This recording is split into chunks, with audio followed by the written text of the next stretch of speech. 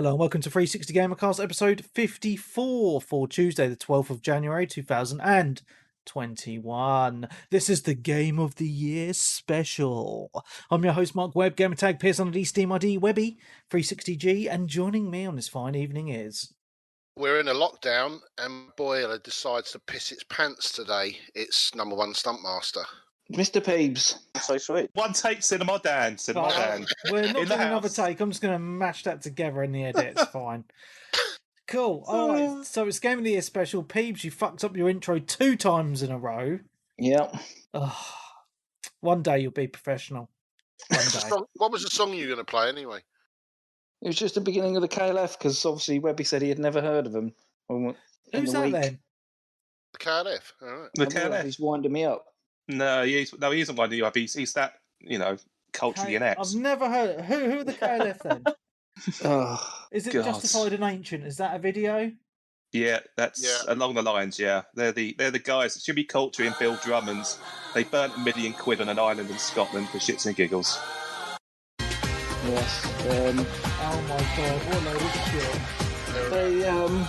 They're one of the biggest selling acts of the early 90s, and they decided to delete their back catalogue, so all their music's not been available to stream. But they've, I don't know what they've done, but this year, I think January the 1st, their singles you was able to stream them. So someone obviously found some old tape somewhere in the dump. Probably need some money, didn't they? That's why they've allowed them to be streamed.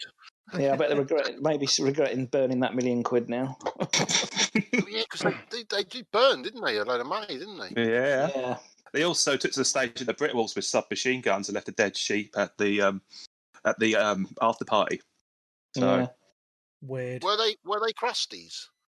no, they were just ex A&R men who Right. Okay. who basically decided to take on the music industry because they thought it was full of shit and took the piss a lot. Oh. Fair enough. I've got a couple of their bits on vinyl, but I was never a big KLF fan. It was more Alternate 8 for me. Alternate. Tune. Anyway, Webby's all confused now with his knowledge I'm not as old as you, old bastard. So I'm getting there. It's the 90s. Yeah. Yeah. I was very young in the 90s. Very young indeed.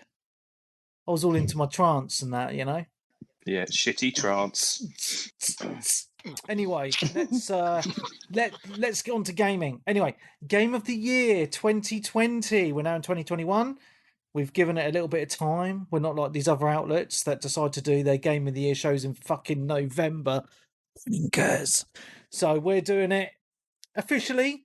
Only games that came out in 2020. No games from any other years are allowed. And we're doing top 5. One of us, who is hardcore, actually has a top 10. So there you go. Oh, more like indecisive. And, it's all good. It's all good in the hood. So we're going to kick it off, aren't we? Okay, so we've got some birthdays to celebrate. Strokey McGinger, his birthday is on the 11th of January, so a day before this podcast actually comes out. So happy birthday to Strokey. Happy birthday. And Mr. Peebs is super old on Friday. Sorry. The big 5-0. No, halfway to 90. I'm not that old. He's nearly there. 45 on Friday. 45 on I Friday. see your balls drop now.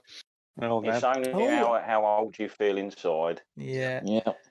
And St. Adams has chimed in. He's 31 today. Happy birthday, St. Adams.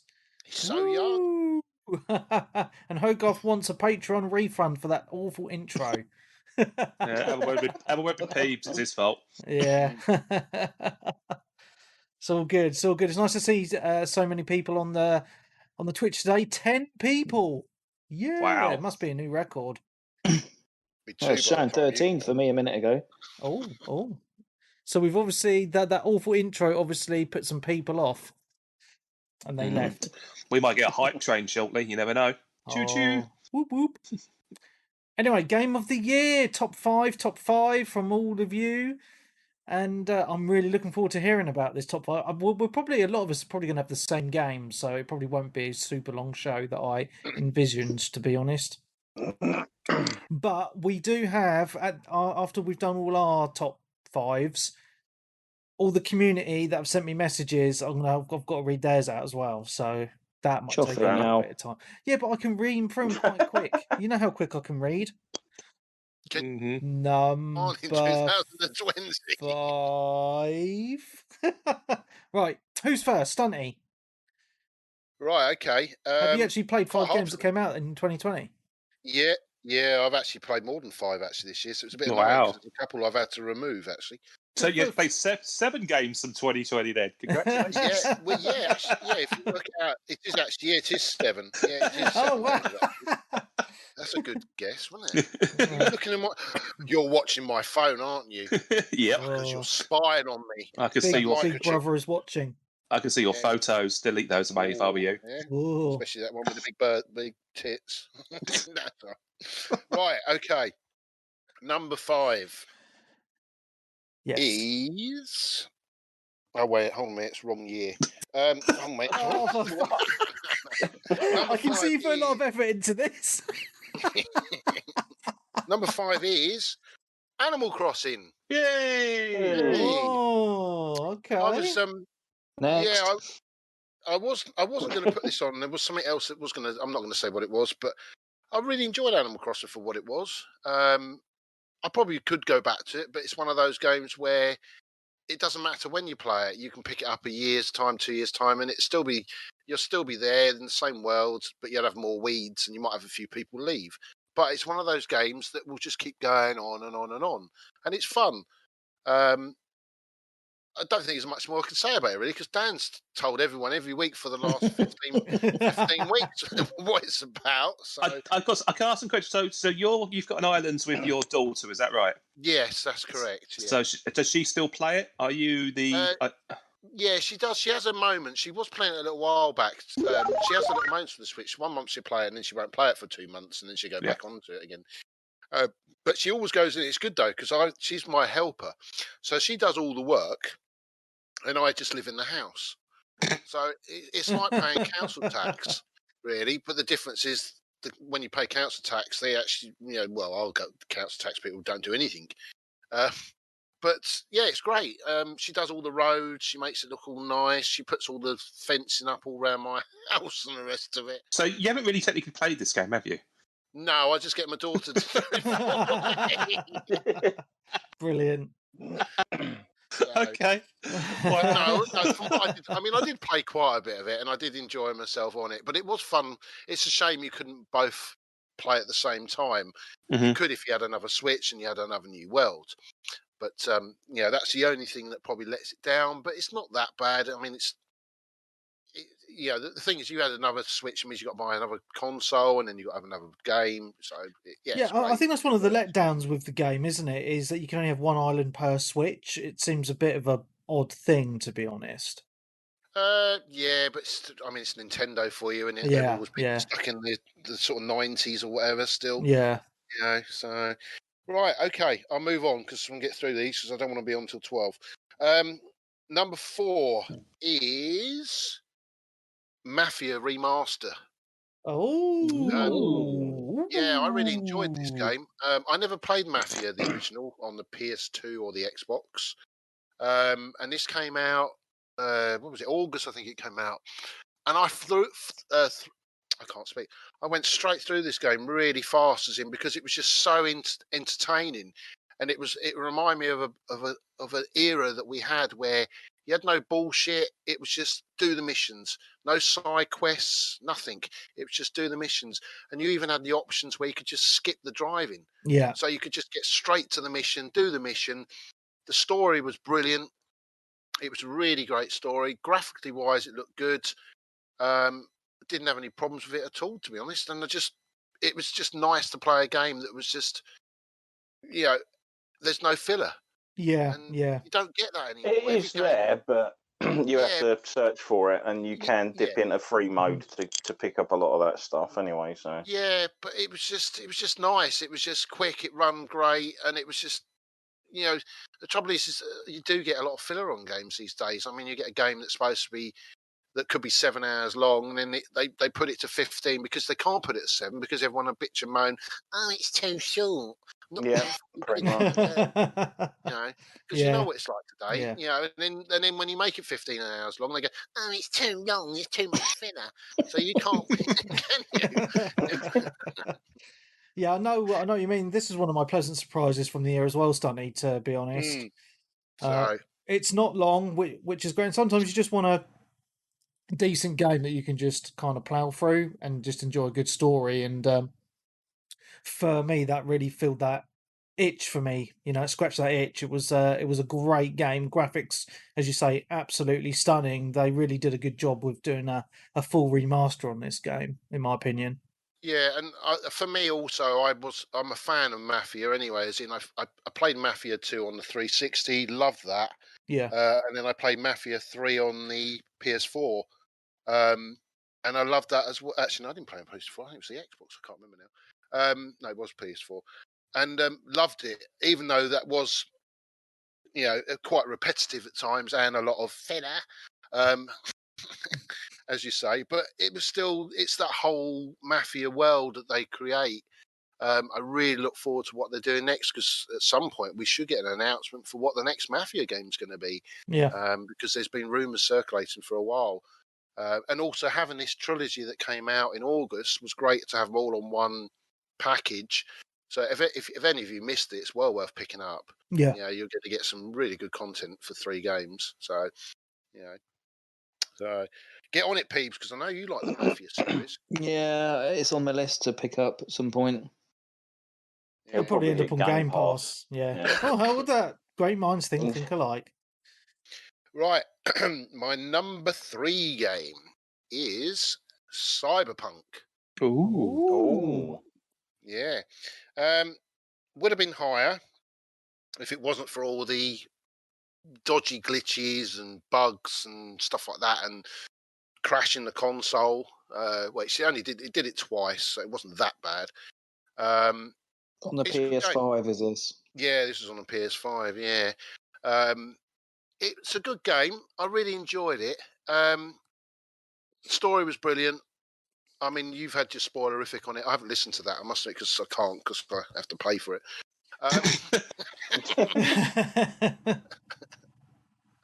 No, it's a really good game. It was. I did enjoy the story of the game, but it did let it down with some of the little problems it did have on the game. But it's still worthy of my number 3.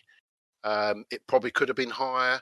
It'd be nice to see what they do with it, and also be nice to see what some of the DLC is of the game. There is probably still quite a bit of the game still I could play to finish. I think I got a bit burnt out on it, to be honest. I think I did 28 hours or 27 hours on it. And I think by the end, when I'd actually finished the story and it went back to a certain point where you could continue all your side quests, I felt a bit like, I'm sort of done now. Because it is realistically a third-person shooter. A first-person shooter. And there's only so many hours I can do of a first-person shooter before I start to get a little bit, I want something different. Anyone else want to say something? I've kind of stopped playing this because I think I'm going to save it until I upgrade or there's more work done on it. Maybe I might go back to it. I mean, I've been preoccupied with other stuff, to be honest with you, but what I've played with it so far is good. But you kind of feel like you kind of get a preview of what the final game is before you actually sit down. And I'm one of these people who probably won't play it again when I do finish it. So I'm in 2 minds of how I'm going to continue with it yet. So we'll have to wait and see. I think you're the only one who hasn't played it. Have you, Peebs? No, I haven't picked it up because I'm going to wait till I get my new Xbox or PlayStation and purchase it on that. What about how you got on with it, Darren? Well, you might tell us later. I don't know. So possibly. Yeah. My number his cards close to his chest. Yeah. all is quiet. Poker face, Darren. My number 2 game was my number 1 game, but something has taken it over, and that is The Last of Us 2. Mm-hmm. I know all you lot didn't like it. as far as I know. But I thought it was a brilliant game. I enjoyed it more than the first one. I must admit, I didn't really think much of the first one, to be honest. And it wasn't on my radar at all. It was only because of Webby kept slagging it off. It was actually great that you put it on my radar to actually purchase, because I wasn't. Well, I'm glad I did something good for you, Stunty. Yeah. I'm glad you enjoyed it. I did enjoy it. I mean, it's a great story. Is it too long? Probably a little bit too long. Dark. I mean, that's the one thing about the game. It is a very dark and gritty and horrible sort of world, and it's probably not the best game to play while we're in a lockdown either at the moment. But for me, I needed something that could engage me, because you go through these little patches where you don't know what to play. And this is one of those games that came out of nowhere for me that was brilliant, because it sucked me in. I played it for 2 weeks solid and just got it finished. And Cool. yeah, really enjoyed it. And I love the combat on it. There's bits where you're underground that remind me of Resident Evil as well. Some of the boss battle you get down there.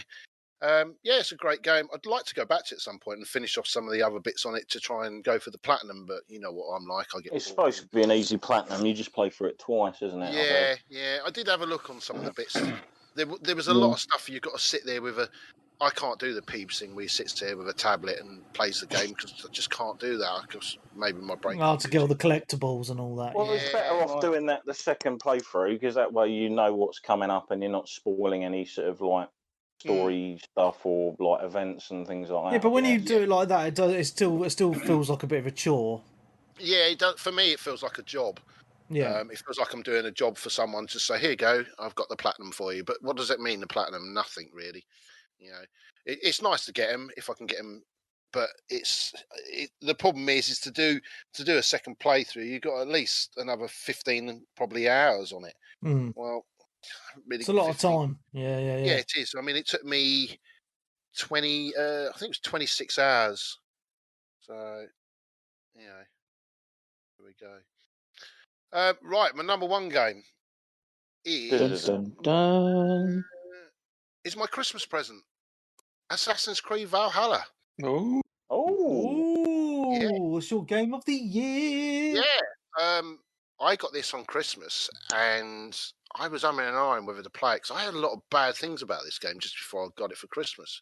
A lot of people say, "Oh, it's too long," and the rest of it.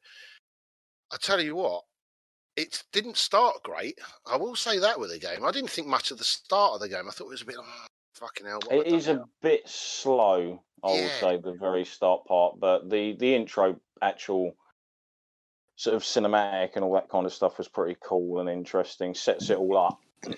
But yeah, the opening sort of like area isn't very interesting, because it's mainly just a frozen tundra.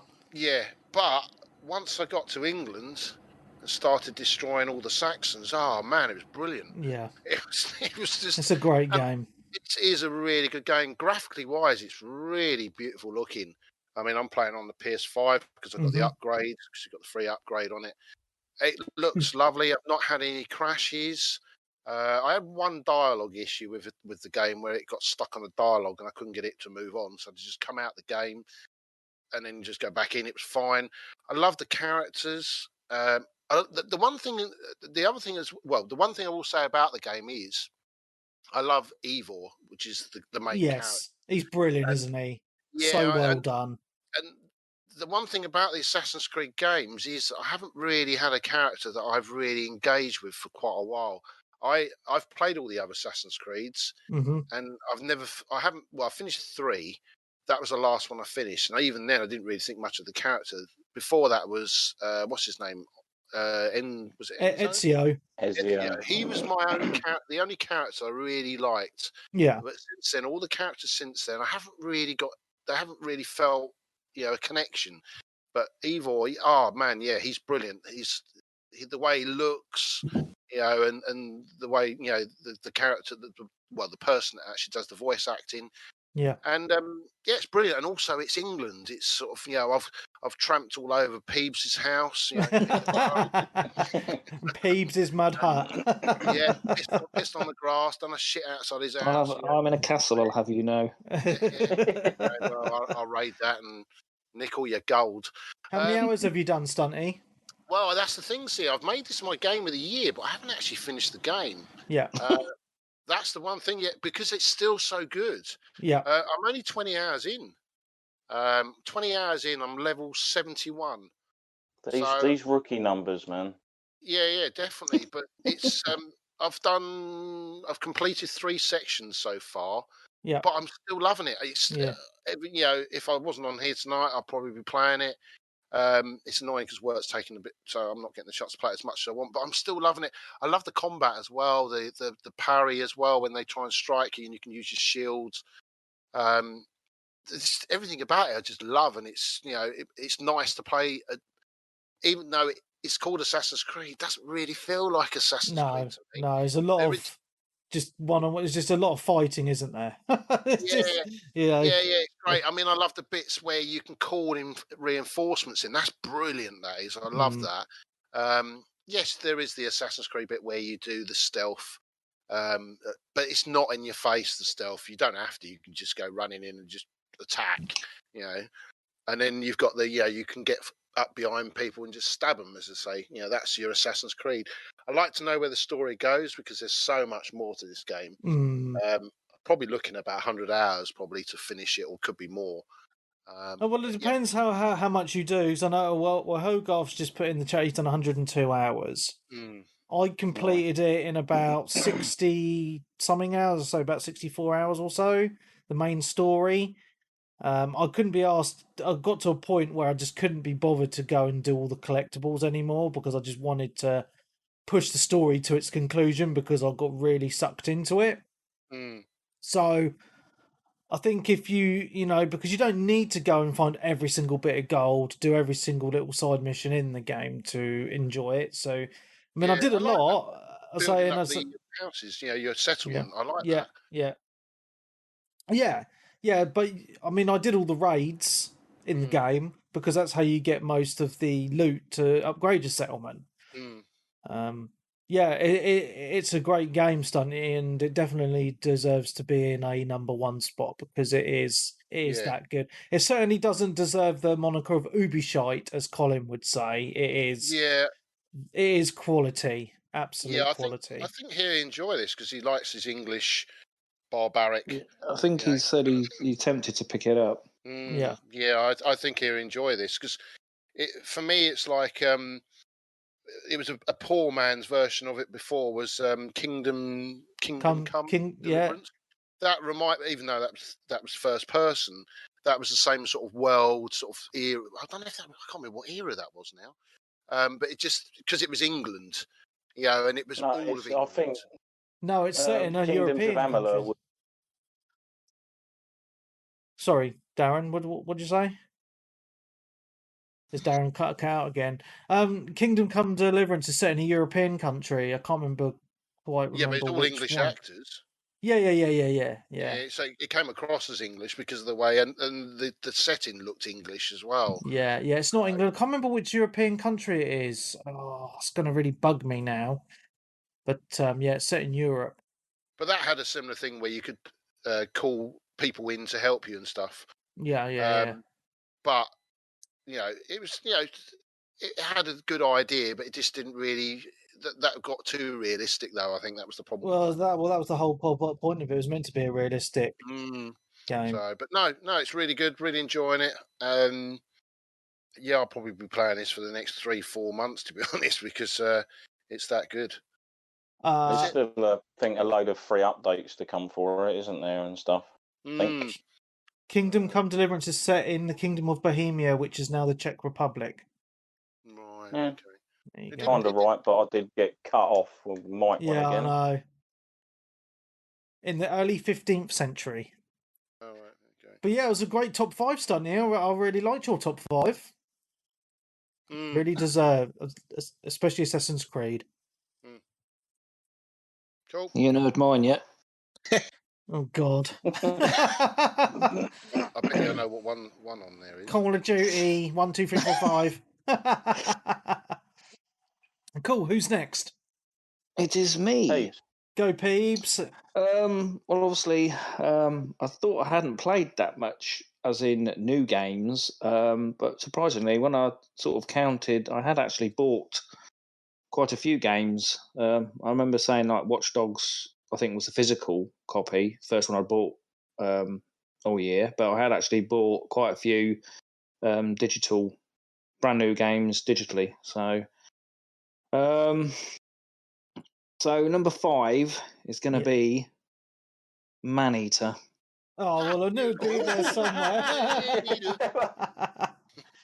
Oh, here he Oh, comes. God. Obviously, Still not sure about that Chivo then. yeah. Well, yeah. I'm still angry about that achievement. Not looking. Otherwise, I'd have a 4,000 on that. So that is annoying. But yeah, like I say, I haven't really played that many new games, so the list is going to have maybe a few weird Duds. and wonderful games on there. Because obviously, Makes it Cyberpunk, I want to interesting. play, would probably be in there, but I want to wait till later on in the year when I can play it on the next gen. Assassin's Creed probably would be in there. I know I'm going to really like that because I like all the Assassin's Creed games, but just haven't got round to purchasing that one yet. So that's probably 2 games that would have been in there, but I just haven't played them. But yeah, Manny, it's good fun. Yeah, it's not going to be in anyone else's top 5, I wouldn't imagine. But I'll have to have a look through the Discord thing actually, see if anyone's actually put it on their list. I doubt it very much. But Isn't this a free game on PS Plus? Yeah, I started Yeah. it last it is week. now. Yeah. Yeah, it's on PS5. It's only PS5 though. It's not on PS4. Bizarre. That's no. It looks nice. I must admit, it does look a bit of a. It's not a AAA title. It feels like. Yeah, I think when it came out, I think I only paid 25. I think it was like a 30 quid game, but I used some of my Microsoft Bing points towards it. Doing your dailies on Bing. Yeah, I was gutted the other day because I missed my daily and reset. I had like 88. I had an 88-day streak. Bloody hell. And A I was day watching without porn. Yeah, I was watching football on my laptop, and because I was watching live football and it drained it, and then I put my laptop on charge and then forgot all about it, and then didn't do my dailies till the next day, and then shit, wounded. It that Maneater reminds me of Jaws Unleashed. Do you remember that on the PS2? Yes, that's what I mean. I do like. I mean, shark games. You don't really get that many, but I've always been since I was a kid fascinated with sharks. Loved like Shark Week on Discovery. I think one of my projects when I was in the 6th form at school was about sharks and stuff. So Many years ago. Yeah, I did know quite a bit about them and their immune system and stuff. And one of the greatest films ever is Jaws. Yeah, I have to agree. Yeah, it was a good film. I just watch every shark film that's been like when you go onto Netflix or Sky. There's loads of, and they're all like B, like C films. They're not like like Sharknado. Yeah, and them sort of films. And there's one in a cage where 2 women go down in a cage. Can't remember what it's called now. They're just really good.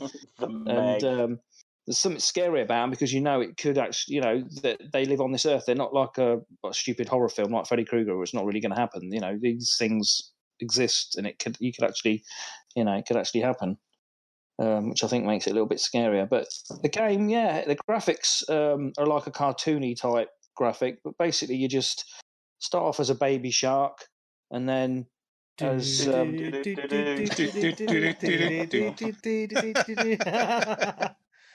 progress, and then you become bigger and bigger. It's got like a leveling system, and you can add things to your shark, make it more powerful and stuff. And then you get these bounty hunters that you've got to go and kill. They're like little end bosses.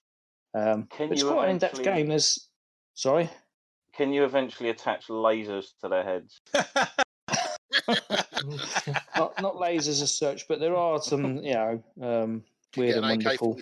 weird and wonderful things you can attach to make it go faster and stuff. It's quite a big map. There's quite an in-depth game for the price, and if not on PS5, it's like free at the minute, or with your subscription, it's worth a go. If you don't have, here's a little tip as well. If you don't have a PS5, but you will be getting one, and you have PS Plus at the moment, go onto the store on the internet, and you can just add it to your library. Oh, good tip. I'm doing that now. So top tip from Stunty. Right, there you go. So at least then you've got some stuff for when you do get a PS5. I mean, there is a collection anyway, but as I say, you won't get this after January. Well, I have actually on my PS4 the new Spider-Man game, but I've not played it yet. So I don't know whether that could have been in the top 5 as well. Because my daughter's friend works at Sony PlayStation in London, so she got me a free code. Oh, that's nice. I had it just before Christmas, downloaded it, but I haven't, because I don't switch to the PlayStation on that much. But it's sat there waiting for me to play. So good. Can you not get him to get you a PS5 now? I go wish. back and say, "Oh, give us a PS5. Come on, Yeah. Spider-Man, this is shit." So we'll quickly move on to 4. We won't talk too much because I know you boys aren't bothered, but it's FIFA. Only because obviously I play FIFA every lay year. out what you liked and didn't, because obviously there are FIFA people who listen. Is that FIFA 21? Is it? Yeah, it's the very latest one. Yes.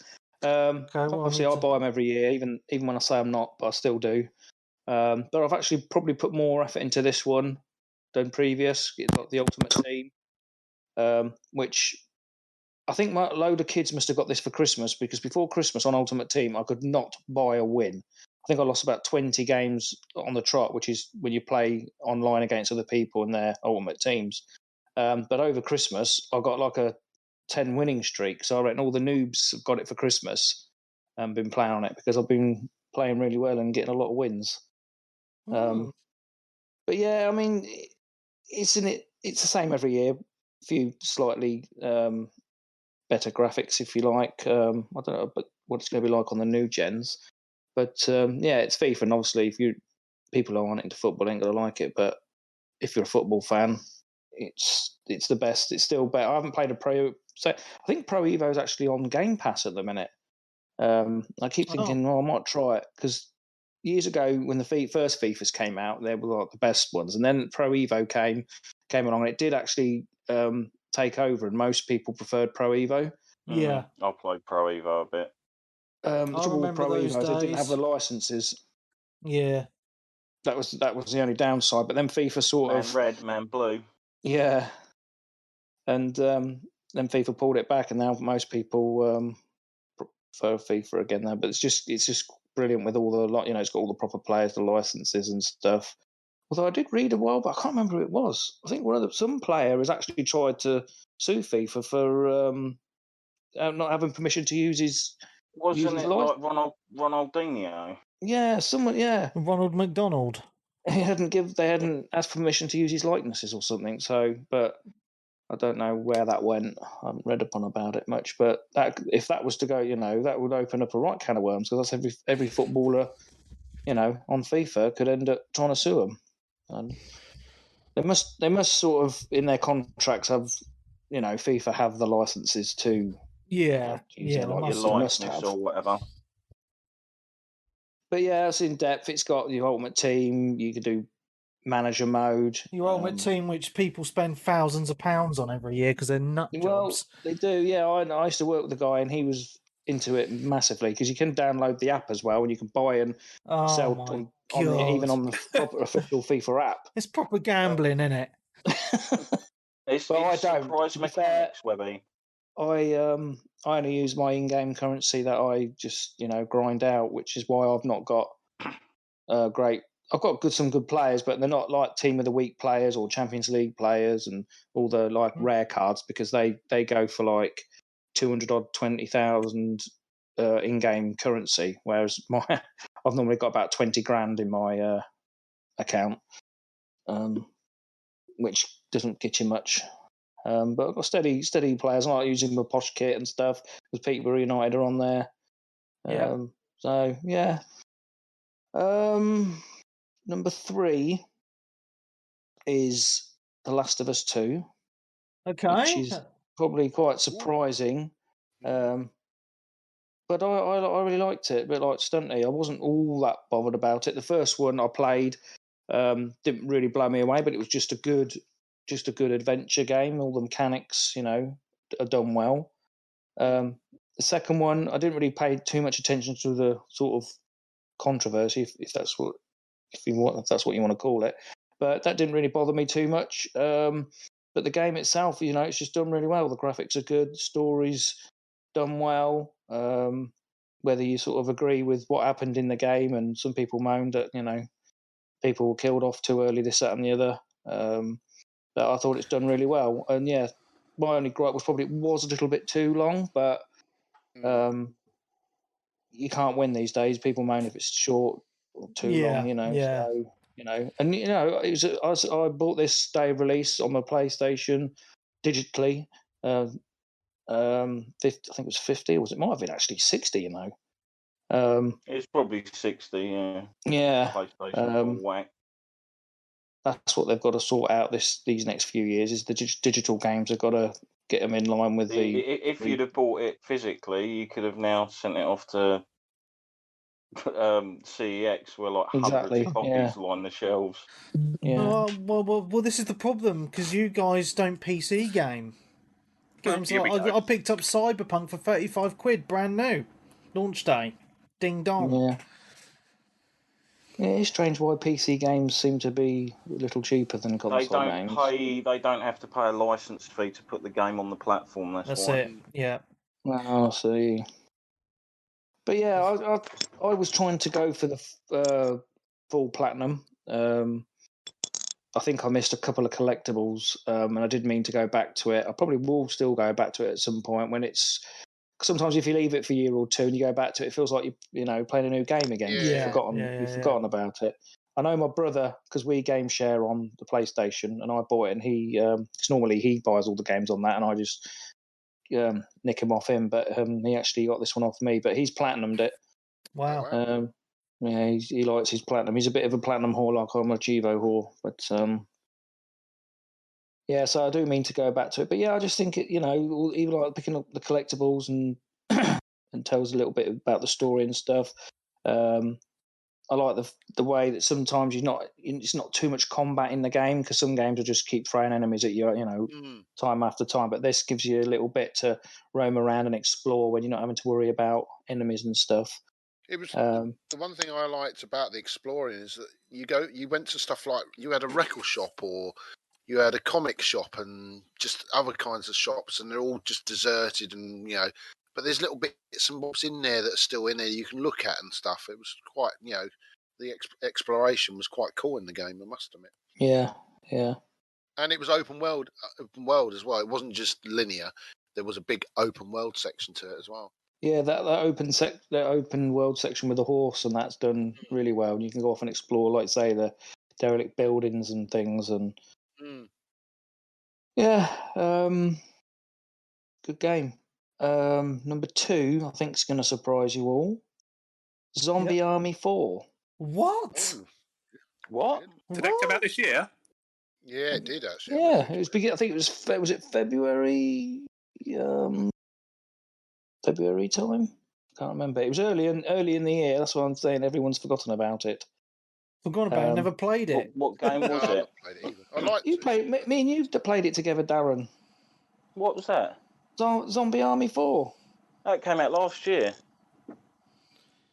Well, 2019 it came out. No, Peebs hasn't been. Are you sure about it? No, I checked today because I was thinking of having it, and then I looked, and on the disc it says 2019. Let me just check this, because I thought it came out. It says here February 2020. 4th of February 2020 for Zombie Army 4 Dead War. Yeah. On the disc though, 2019 Microsoft International Copyright. Oh, don't look at the discs, mate. And 2019 Rebellion Zombie Army. All right, then I've just changed one of my entries. Fair enough. Yeah, this is. I don't think I played the. What was the other one they had on? They had it on Game Pass for a while. Was it Zombie? It must have been Zombie Army. Zombie Army Trilogy. That's it. Yeah. I didn't really know nothing about them then, and I downloaded that on Game Pass, and I really, really liked it. And then when this was announced, that was one of my most anticipated games. And I actually was in game just before lockdown, and they've got because they did like a collector's edition with the zombie shark. Yeah, I was going to say sharks in as well. Yeah, the zombie shark. It was about. I think it was going in game. It was selling it second hand for like £80. Wow. Yeah, it's probably about right. It was quite big, the statue, if I remember. It's quite big, yeah. Was it a shark and zombie? my days of collecting them sort of things are gone. It was like, on certain levels, Stunty, you'd have like an undead zombie shark that'd be like tethered, and you could like activate it with like an electric current every like 2 or 3 minutes, and it would basically be like an AOE. It'd be like an AOE, and then basically any zombies that go near it while you've activated it, it just starts ripping them to shreds. Yeah, right, okay. Yeah, so me and Darren, we played it, didn't we? With was it Goose, one of your friends? Yeah, you were also wounded because you got literally DC'd from the game for being AFK on the final wave of survival mode. Missed out on the Chivo. Was he having his dinner again? Yeah, I had to go for dinner. Still doing it all these years later. Fucking hell. You might have learned from that one. I says, Daz, just stay, you know, just keep an eye on me. I'll just hide in the corner. I'll only be 10 minutes and I'll come back. And literally, as I came back, they said, "Oh, we've just got the achievement. It's just popped," and it booted me from the game. So I didn't get it. So I had to grind that bit later on. But yeah, I was trying to get the 4,000 on that. I keep needing to go back to it because they have released some DLC. Yeah, they've added some extra levels and maps and stuff, I think. Yeah, so I do keep meaning to go back to it. But yeah, when that came out in February time, that was all I was playing.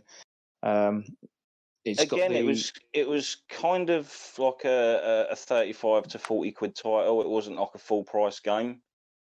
No, and for what they squeezed into it as well. Well, yeah, because like the campaign's quite with the upgrade system. Yeah, you had like what 7 or 8 levels with like 3 or 4 levels per level. Yeah, or something. There's like a lot to it. Yeah, and then it's obviously 4-player co-op, isn't it? You can have up to 4 players online co-op, which is good. I think I did most of it on my own. To be fair, I think it's an achievement for completing it 4 players, but that's just quite hard to do. But yeah, I really enjoyed it. Every map. Yeah. You can buy that. Good choice, Peebs. Thank you. You can buy that collector's edition on the Xbox or the PlayStation 4, 215 quid. Bloody hell! How much? That's a lot of money. Quid. Wow. That zombie shark, I think, is going to be a collector's piece. Oh, there's one here for 85 quid. There you go, but it's second hand. What was the game that had like the woman's like ripped up big torso? Oh, Dead Island, wasn't it? Come with the collection. Yeah, I remember seeing one of them at a car boot someone was selling, but yeah, it was a pretty gory looking thing. Yeah. I remember there was a lot of complaints about that in the media. Don't think I could have that on a mantelpiece. There probably wouldn't have been if it was a male torso. No. It's just because it was a female wearing a bikini. Can't have that. Woohoo! Yeah. So, and they obviously, I think it's Rebellion. I think they're a British video game developer. So it's always good to support British game developers. Obviously, when they all before they end up getting bought by the big American ones and then disbanded. EA. Yeah, they did Strange Brigade as well, which I quite like. Which, to be fair, I quite like that. But in a way, they are similar games, just like reskinned type thing, because that's a 4-player co-op type, same sort of thing. They've got good reviews at Strange Brigade as well by some outlets. Yeah, I really like that. I think it was very tongue in cheek, wasn't it? Like with, I think it was intrepid adventurers, off you go, jolly ho, and all that kind of stuff. Yeah, and I think that was on Game Pass up until a little while back. I don't think it might have been taken down now. And obviously they do the Sniper Elites as well. Yeah, on PlayStation as well, and I think on Xbox as well for Game Pass, haven't they? And I think you're all going to know what my number 1 is. And I didn't really want to put it as number 1, but I just thought it has to be really, because I've just put so much time into it. And, it's my main go-to game, and I've had so much fun on it. So it'd be a bit disrespectful to the game, really, if I just didn't put it there, just to be a snob and say, well, no, I'm not going to put it in there. But you obviously know which it is. It's Warzone. Really? It would be Watch Dogs. Yeah, what happened to Watch Dogs, eh, Peebs? It should have been Watch Dogs, or Watch Dogs should have been in the top 5 if it bloody worked. Well, I knew Warzone would be your number 1 anyway, because you play it so much. I did sort of contemplate, not putting it in there, because it's sort of a free-to-play battle royale, but Doesn't I just matter. thought, like I Ten said, hours. I've just it's my most played. I don't actually think, like we were saying earlier, I actually did think it came out the year before, but Yeah. I did my research and made sure, and it was it was beginning of last year. So, but just play it so much. The battle passes are good. It's in depth and just really, and at one point everyone was on it. Even Webby and Stunty and that were playing it. But obviously, you boys got a bit burnt out because you're not hardcore. Well, it does get repetitive. Now, there's only I must have done over 100 hours on that game, and there is a limit. Yeah. It's like, where are we going? Collie Wally Towers. What are we doing? We're going this way. I've been shot. I'm in the gulag. I've come back again. I've been shot. I'm dead. Colin, can you buy me back again, please, Colin? It's normally me and Peebs are both in the flipping waiting to be reloaded. And Colin and the other guy, I can't remember what his name was. Was it Mr. Blonde? Yeah, Mr. Blonde. They're like, yeah, we'll get you out in a bit. They and then you get to the end, it's like, and we get on the chopper, and it's like, I hadn't done fuck all in that game. All I've done in that game is just get brought back on the crates every time. Carried. Yeah. Yeah. Yeah, love it. It was good fun, but I did feel it's good fun, and obviously, you can get burnt out. I mean, that's why they obviously released the Rebirth Island, which is good fun. Although I was a little bit disappointed, it's a bit smaller, but in one way, it's good because the games are shorter. Because sometimes, as you know, the main Warzone game you can probably on there for 40, 45 minutes because if you win, it can take so long. Yeah. But then with the Rebirth Island, it was a smaller island, a bit more action, so the games don't take as long. So if I've only got half an hour, you can probably get a couple of games in. Yeah. And at the beginning of that, we was winning quite a lot of games on there. So, but yeah, it's done well. Although there's the Rebirth Island, they had an event, like a 20-day event where, like they did an event over Halloween where you had to collect all these. Out of the chest, collect different things, and you can get a blueprint for a Halloween gun, which I managed to do. When they did an event for the launch of the Rebirth Island, and it glitched because one of the challenges was to get 30 kills with a common gun, but in the game there was no common guns, so they balls it up. So I didn't manage to get the blueprint for that gun because it was a glitch, and now the event's finished. But yeah, I'm still playing it. Still really enjoying it. So, and hopefully they're just going to keep supporting it with new, probably not a new map anytime soon, but new skins, characters, and things, and keep doing events. So that's sort of my main go-to game. The only thing is it hasn't got achievements with it. Oh dear. That's kind of the downside, isn't it? With some free to play games, the ones that come off of actual proper games. Yeah. Like, Fortnite hasn't got any achievements either. They're all tied to the original game that was obviously out before it. Was Gears Plot this year? Was it last year? I think that was Gears last Plot. year. I think it was this year. I nearly contemplated putting it in. I haven't actually looked to see when that was released. Actually, number deuce. I thought that would wind you up if I put that in there. But again, I've put I think about over 80 hours into that game. Bloody hell! That just shows you that's a lot of toilet time. Yeah. So yeah, that's me. Top 5. Hopefully this year I'll be playing. Mind you, if I play all these games like Cyberpunk and that, they won't be qualified for next year's Game of the Year, will they? Because they'll have been last year. So indeed, but just enjoy your game. You might be able to swing it because the official Series X and PS5 version should be out this year. Oh so yeah. Swing it like that, then. Maybe. Yeah. Sorted. Well, that's how I'm going to get Final Fantasy VII Remake into my Game of the Year for 2021 because it's coming out on PC this year.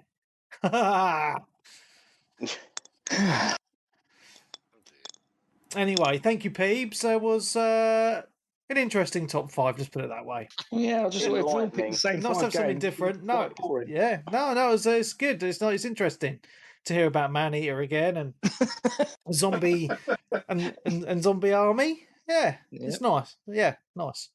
I enjoyed that. Who's next? That'll be me. Oh, Darren always has some good games. Yeah, so I'd pretty much solidified most of my top picks, but it was when it come to number 5 was where I was obviously having a lot of trouble. So originally I'd narrowed it down to Demon's Souls, Sakura Wars, and Grand Blue Fantasy Versus. Mm-hmm. But all of them are out the window now because I found that Zombie Army came out this year. So 2 people have that in their top 5. One game that I would never even thought would be in anyone's top 5. It was just great fun. And it's one of those games where if you're playing it on your own, I imagine it wouldn't make your top 5. But when you're playing with like friends and stuff, it's such a laugh. Like I remember back when Zombie Army Trilogy originally came out, like myself, Goose, and like Mellafella had so much fun with that. Yeah. Like we ran through it on the last, like on Nightmare difficulty and all of that lot.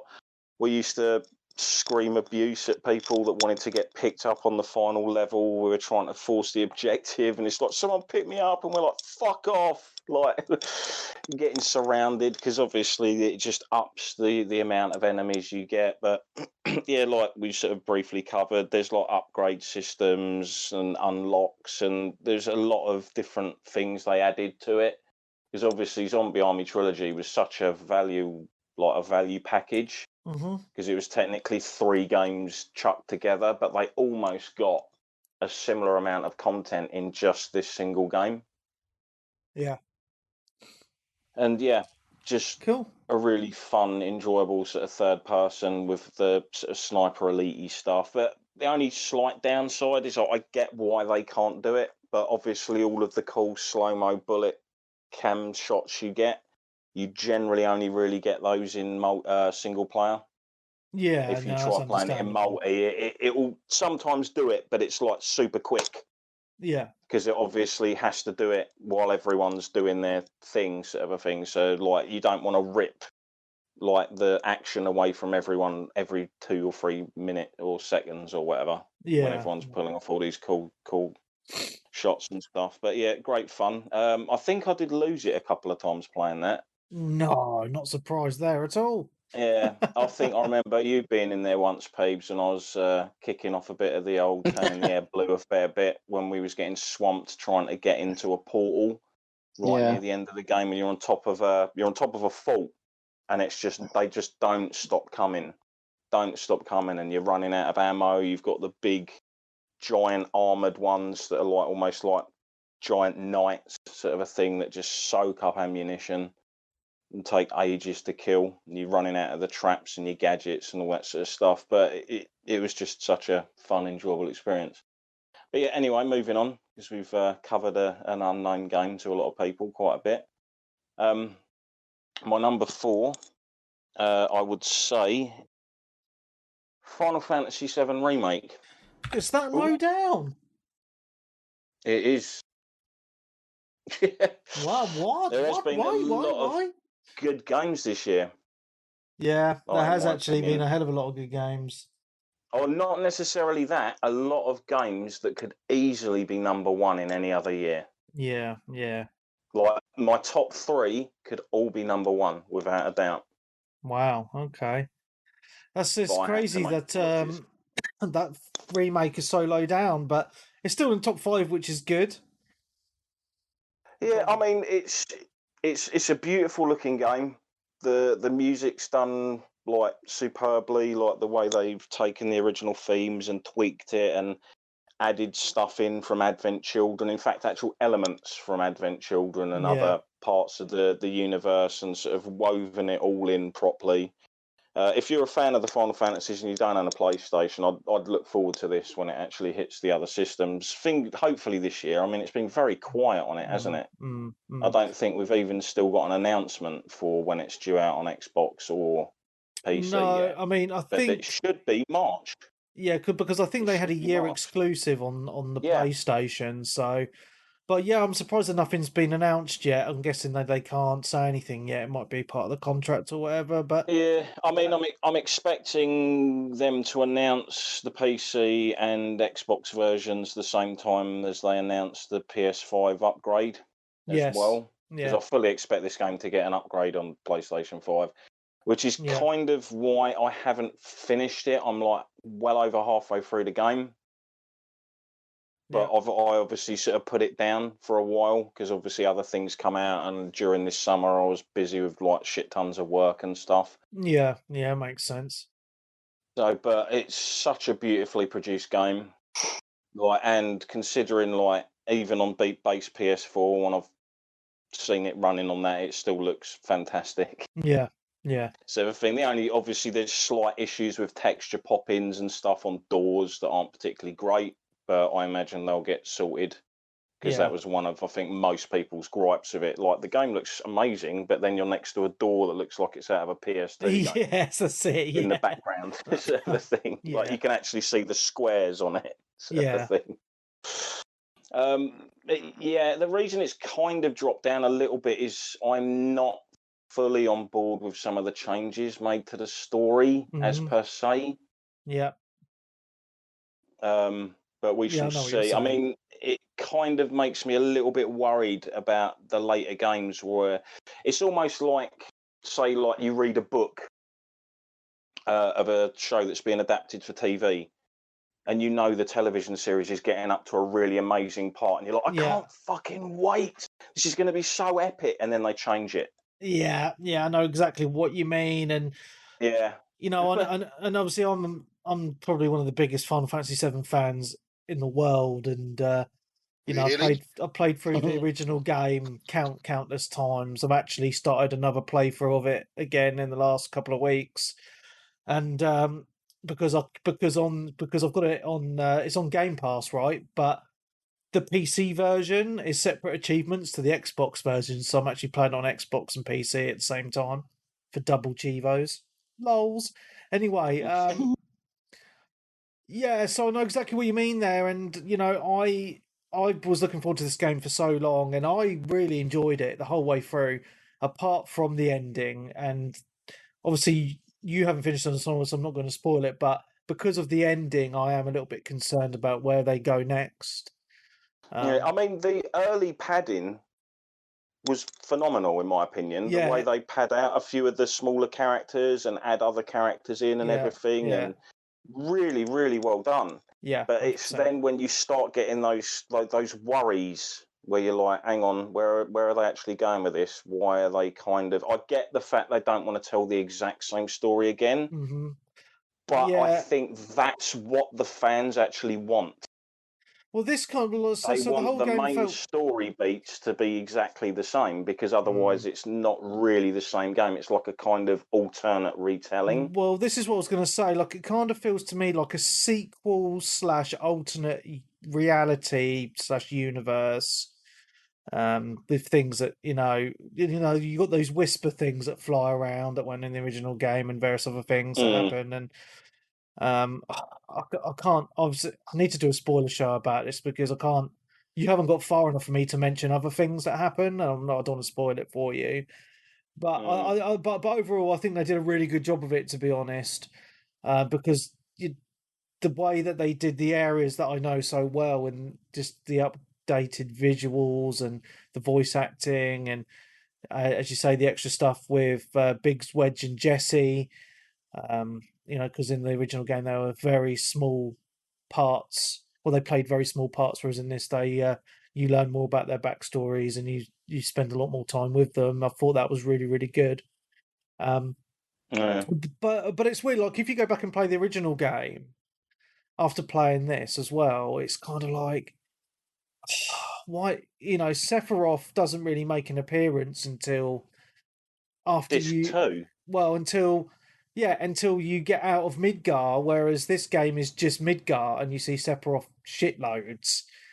So that's one Uh, massive change in this game, and there's some other massive changes as well that I wasn't really happy with. But Yeah, I think they did well. Yeah, I mean it's not finished yet, so we'll see where they take it. Yeah, I can imagine, because obviously the second game's where things are going to get really interesting, because you're going to get introduced to more characters that we should be able to control. You should be able to free roam around. I think they're going to change it.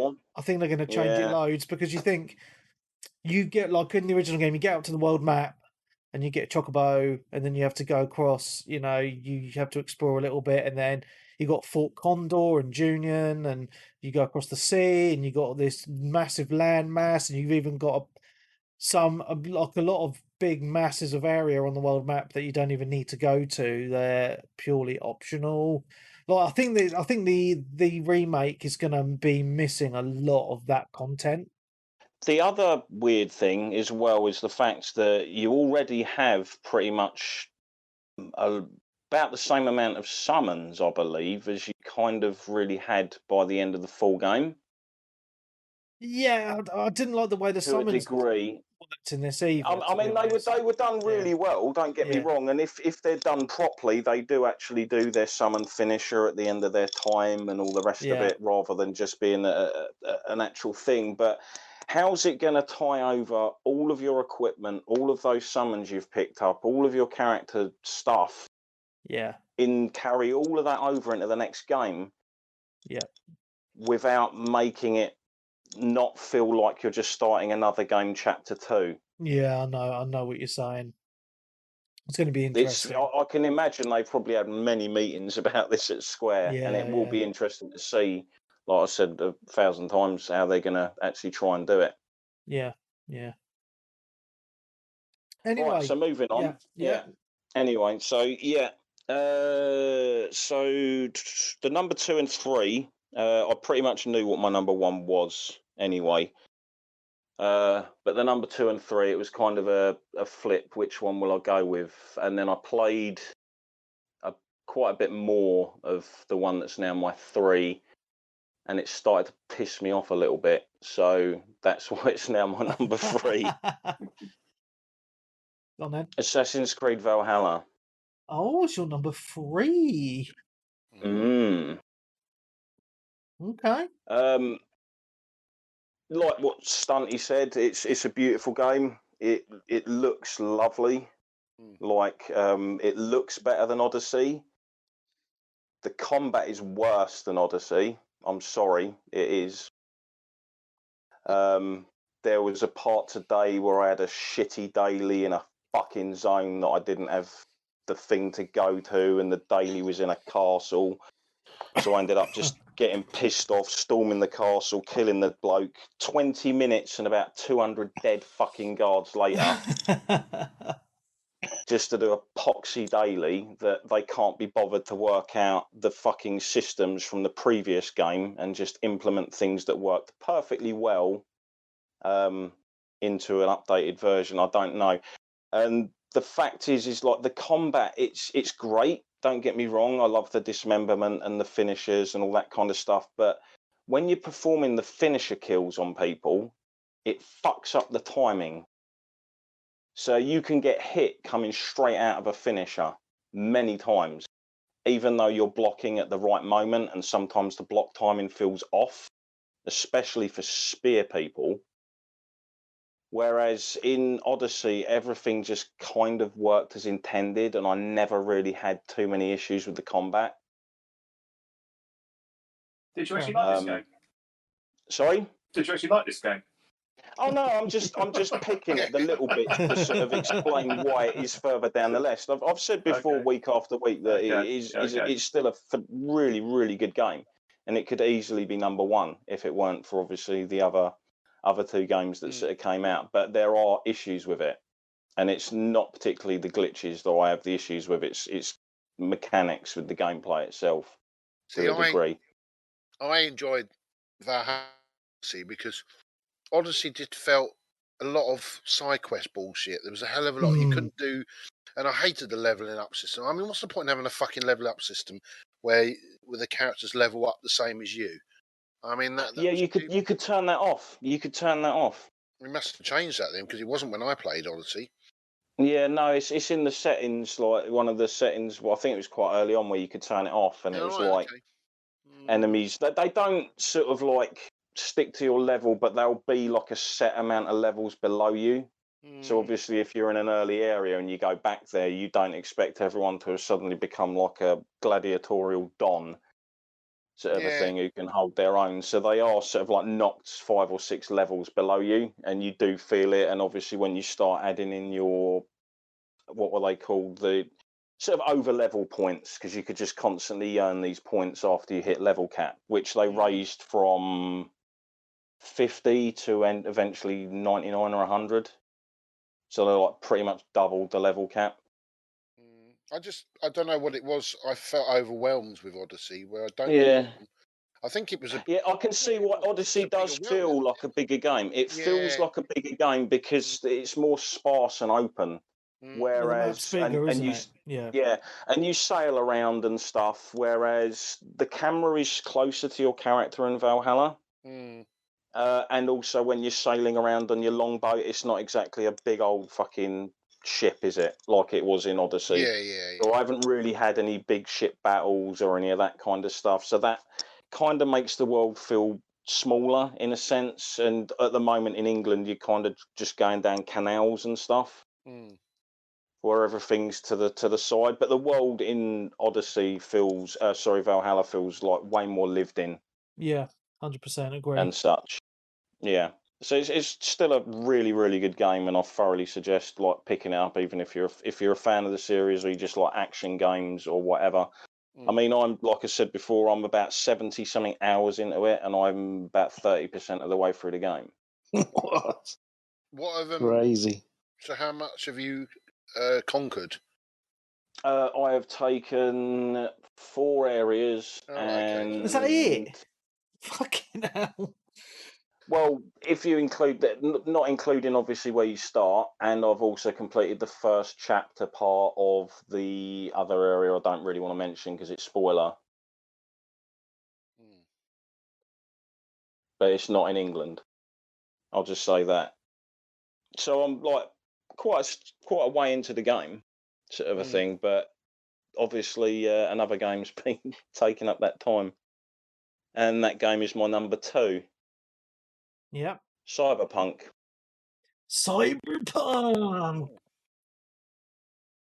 Yes. And I will say now, if it wasn't for the kind of slight controversy and the glitches and stuff in this, would probably be my number 1. Fair enough. Because I fucking love this game. Were you playing it on the Series X? Oh, right. I'm playing it on. So, like, I know there's a lot of people out there sort of saying, "Oh, it's not really an RPG" and all that. What the fuck is an RPG then?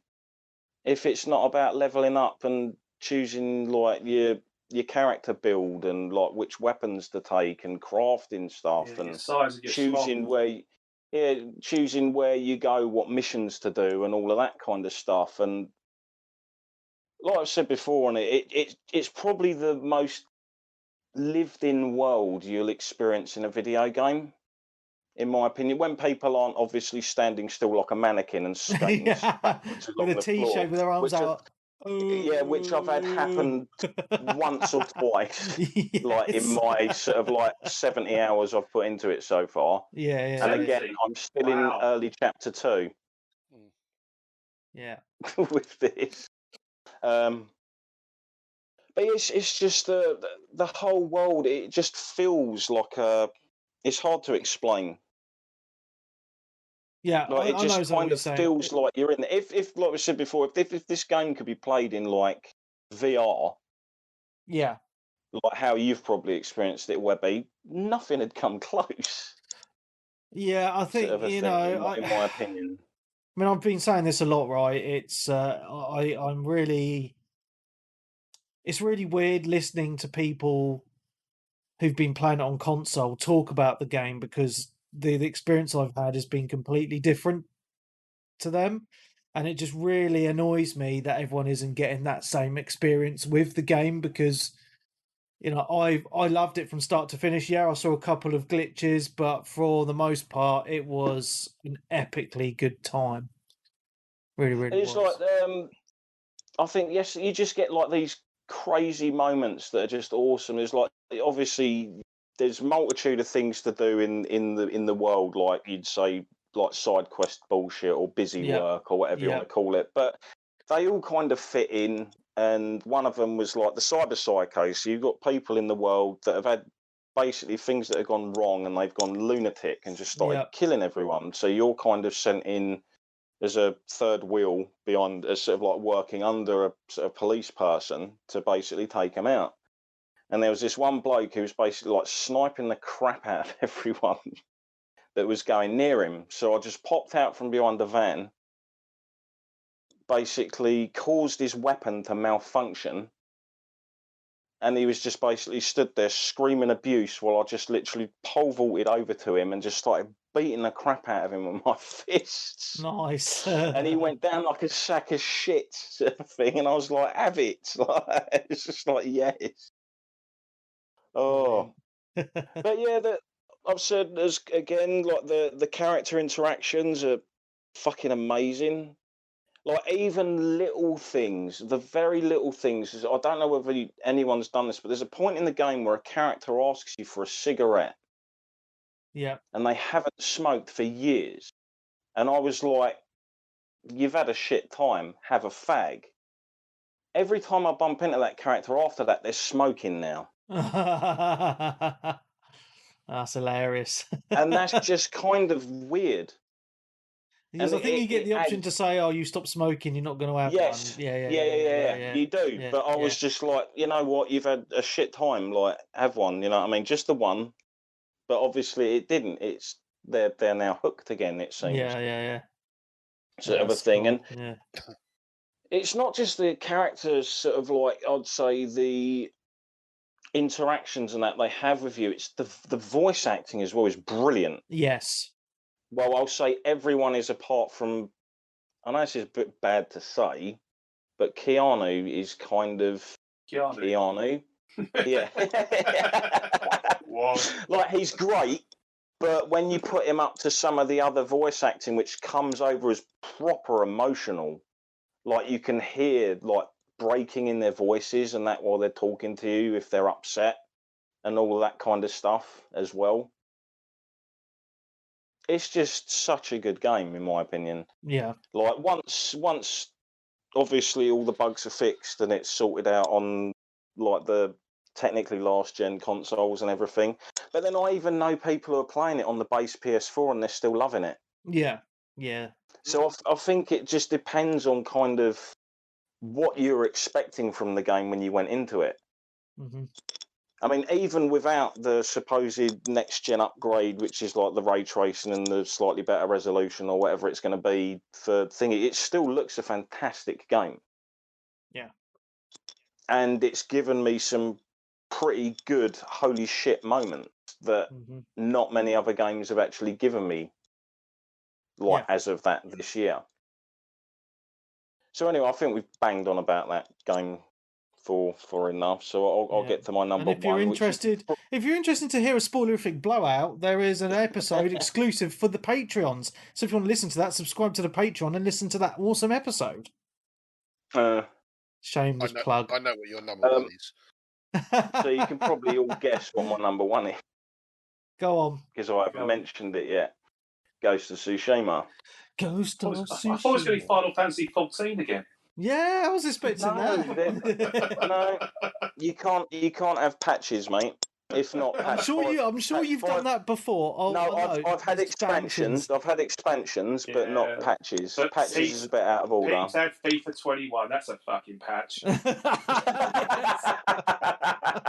been patched for years. Yeah, because Final Fantasy does an expansion every 2 years. So this year there is going to be another expansion. So expect that to be at the end of the year. Should be revealed next month, early next month, I believe.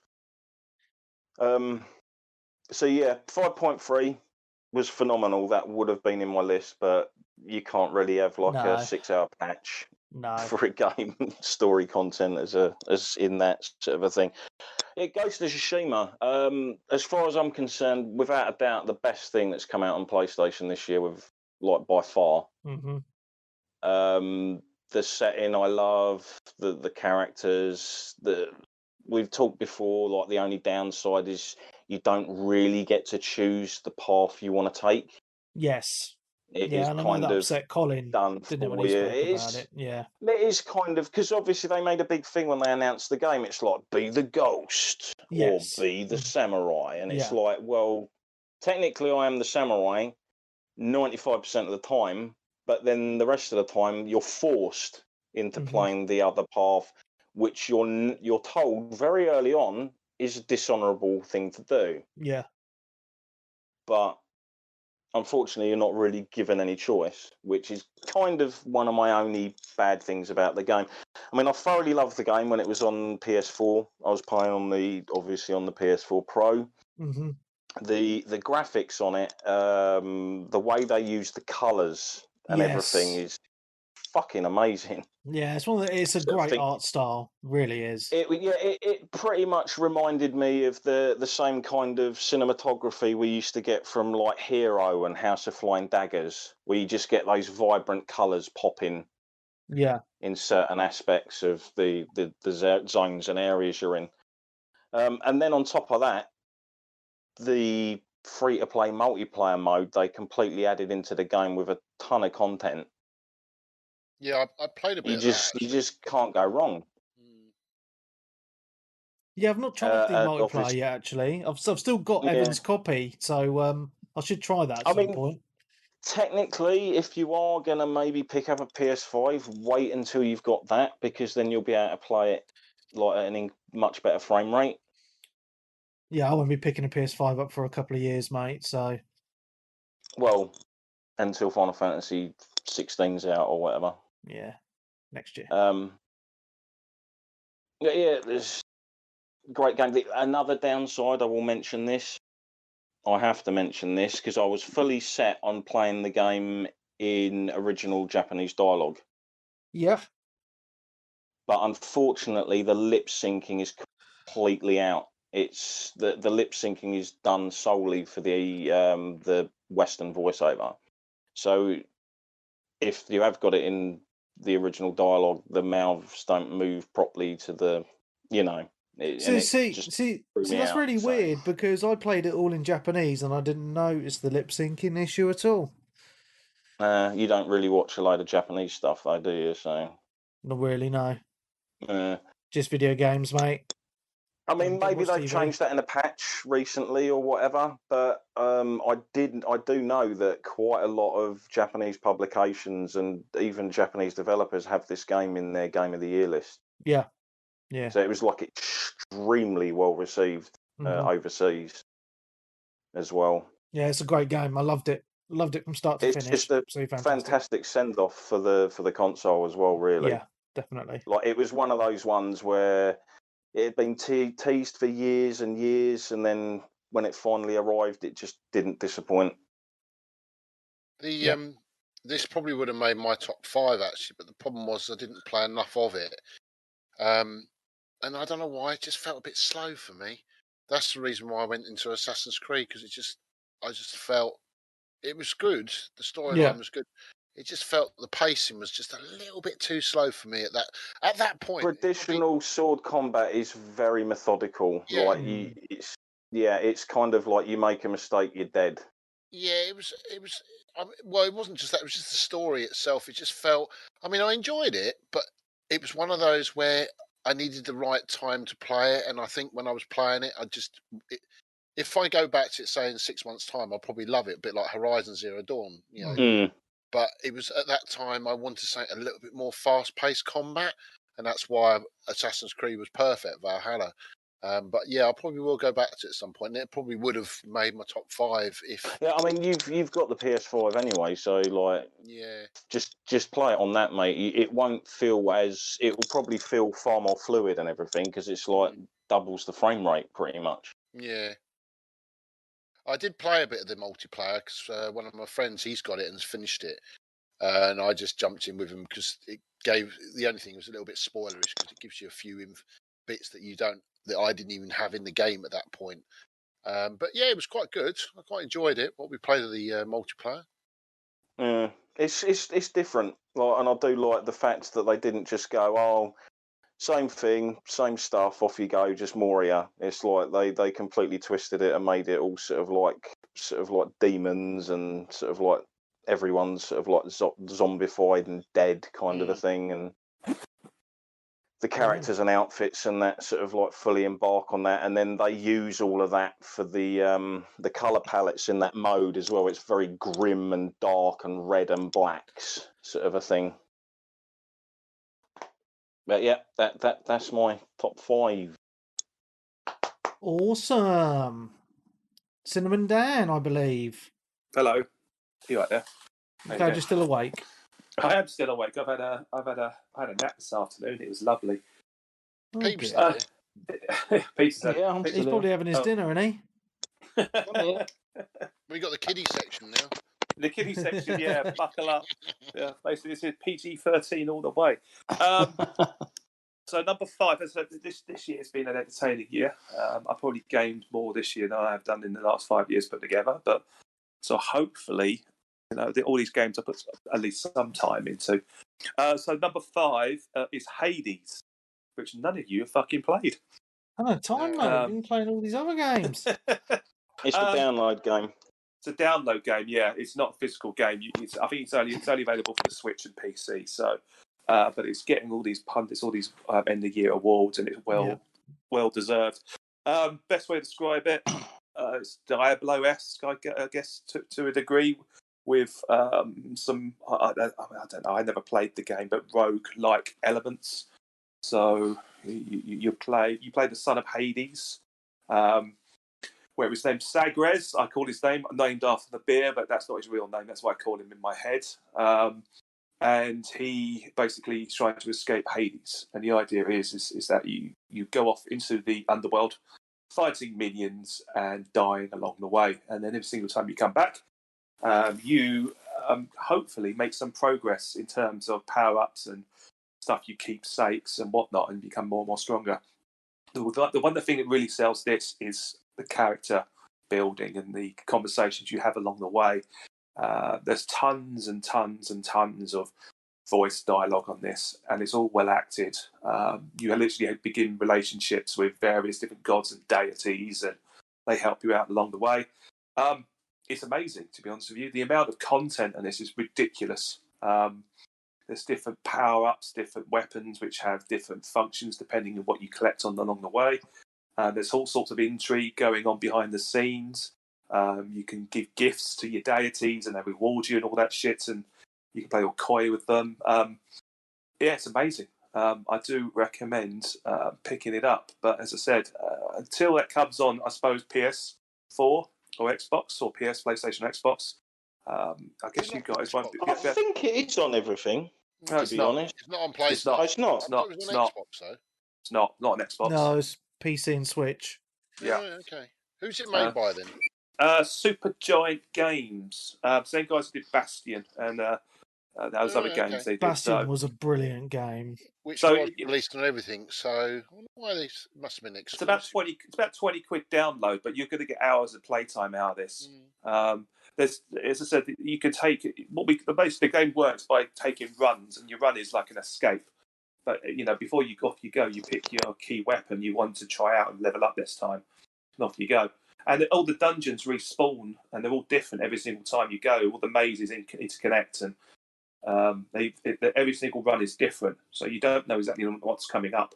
You've got boss fights in there. You've got all sorts of stuff going on. It's amazing. So I recommend it wholeheartedly. Awesome. I think you and a ton of other people, mate, recommend that. Yeah, it's very. I know it's been a very popular game in 2020. So I'm hoping it will come to more platforms in the near future. It needs to. Yeah, I'm pretty sure it will. Yeah, probably Game Pass. Transistor as well. They made as well. Yes, they did. Yeah. Transistor. They made that as well. As Darren just said. Yeah. Cool. Number 4, The Mighty Streets of Rage 4. Yes. Almost an honourable mention, but I didn't want to chip in with it because I knew you'd probably have it on the list. Yeah. Not River City Girls. that was last year, mate. That was it last year? It was a year or two ago. Anyway, if I'm a little bit absent on sometimes on the podcast, it's because I'm playing this. Fair enough. I've done it. I've completed it multiple times, solo player, and obviously multiplayer with Peebs. Anyone that says this game is too hard is a nub. Well, consider me a nub then. I tried to do stage 4 the other day, and I kept on dying, fucking gave up. It is exactly what us Streets of Rage fans wanted in a sequel. After all these years, it feels like a Streets of Rage game. That's the most important thing. It's got it's got some kind of the style and the graphics are still there to a degree. Some of the enemies are very standard, well, not kind of like standard difficult. To the series. Yeah, atypical. Yeah, but yeah, they've added to it. They've done a really, really good job of it. It's really good fun. It's not overtly long and it's not overtly short. It's just right in terms of play of toughness. It's got an interesting way of keeping you going. It does away with continues to a degree, and you have a set amount of lives each level, and off you go. And if you lose all your lives, that's game over. You have to restart the level again. So it's that kind of style of gameplay that I suppose makes you get better. Like I used to love back in the days of the SNES and Mega Drive when we didn't have all these bloody save points or cheat codes or nut modes. It actually forces you to get better. Memory and reflexes. Exactly. And this is what's missing from modern gaming. Unless it's not. I suppose you've got a degree of that in some of the first-person shooters, but I don't really like those. But there's little things in there which are just phenomenal, and it's relatively cheap and it's still on Game Pass, I believe, still. I think so, yeah. But I've been playing on the Switch, so I've literally unlocked everything on the Switch. So it's that's my go-to version. Good game, not as good as Cobra Kai though. Has anyone actually played that Cobra Kai? Yeah, I have. Yeah, it's good. Have you? Yeah, it's good. I enjoy it. So that must have been number 6 or 7, was it, Stunty? What? Was that number 6 or 7 in your tally? Well, no, I forgot about that. It'd be number 8 actually. I forgot about that. Fair enough. Okay. Well, onwards from Streets of Rage. Number 3, quite a recent release, and it's Hyrule Warriors: Age of Calamity. Oh. And I have been ploughing an extraordinary amount of time into this over Christmas. I have been sinking hours into it, and I think every single time I think I've unlocked all the characters, it gives me a new one to unlock, and it's fucking batshit crazy. It's like it sells itself, and if you're not familiar, it's the Dynasty Warriors engine to a degree. So it's big battlefields where you play one of a group of characters, which you can flip between, and off you go. It uses all the graphical assets from Breath of the Wild. It looks like Breath of the Wild in terms of visuals, animations, characters, cutscenes. It looks like Zelda, and it's got all the sounds. It's just, if you love Breath of the Wild, it was my favourite game. It's one of my favourite games of the last 10 years. I think you would probably love this. It takes a little while to get going, but once you're invested, it kind of blows up into this bizarre sequel, prequel, Lord of the Rings type bollocks with mass battles and craziness going on. My main concern when I started playing this was whether or not it was going to be repetitive, and there is an element of that, but there's enough variety with the characters, and but also when you realise you can arm Link with like a double-handed axe or a spear or a boomerang and start levelling that as a weapon up as well as a core weapon, and all of a sudden you realise you've got a whole new move set to start playing around with. You go, oh, I can do this for the next half hour to an hour or so and start playing that. There's secret, as far as I understand it, there's secret characters to unlock, and I think I've got one of them so far by mistake, which is good. And it's great. I think any Zelda fans will be well happy with this. Have you been playing it, Darren? No, one of my biggest regrets this year is basically not putting a great deal of time into the Switch. I think it's because I generally don't play it in handheld mode that much. When I'm sat at work, I'll sometimes sit there and think maybe I should have bought that in, but then a manager will turn up or something, and I'm just like, glad I didn't. Otherwise, I'd be pissed off. And it's not set up, so I do have to pull the dock out and get another separate plug out and sort all that sort of stuff. So it takes me a few minutes to sort of set it up, but it's not just instantly there for me to just grab and turn on sort of a thing. So that's why I've kind of neglected, because the Switch has had some really good games this year. Yeah, it's going to get better next year as well by the looks of it. Do we still have any? Do we have any word on the new Metroid, or is that just MIA until the next console? Wait and see. They'll announce it and it'll be out the following day. That's what Nintendo do, don't they? They have a habit of releasing stuff and it being in the shops in quick time. So that would be a really good thing to do. That's why I appreciate it. They don't really drag it out. I mean, we all know that Breath of the Wild 2 is coming. And when it will be out, I don't think it'll be this year, but it might be the year after. But we all know it's coming, and when it's ready and it's for us to see, they'll let us see it, and that's fine. You know, it's too often we have games companies tease us and tease us and tease us, and games literally, dead on arrival. 4 to 6 years away. Yeah, exactly, and I think that's just I think that's pretty much driven by publishers in order to get obviously interest in their share price and everything. But Nintendo don't need to do that because they're Nintendo and they've got enough going for them behind the scenes to not play that game, which is great. Anything else on that one? All good? You probably know you put common theme on these. All these games I've pretty much played mostly in handheld mode. However, this next game I didn't because it was on the PlayStation 4 and it's Spider-Man Miles Morales. This was almost in my honourable mentions, but I've only put about sort of 5 hours into it. I actually finished the game finally today. It was just the right length. A lot of people will whiz through this next to no time. I have to say, do you sit at the dinner table at a 3-course meal and eat all your food before everyone else is finished? Yes. Probably, yeah. So, because everyone looks at you as if I'm kind of a giant pig, because that's how you played Spider-Man Miles Morales. You didn't give it time to breathe. You didn't sit there and just get really bought into this kind of new type of Spider-Man for, I suppose, a new generation, I suppose. If you've seen... I literally, the whole game, it plays out much like the first Spider-Man for PlayStation, with various kind of retelling of the classic Spider-Man tale with Peter Parker and obviously with various rogues gallery along the way, ripping a lot from the comics. And this one in particular, because it's hard to believe that Miles Morales has only been around for about 10 years or so in terms of comic books. People still buy comic books? Yeah, I still read them, man. I buy digital ones, I do. Yeah, okay. Online ones now. Yeah.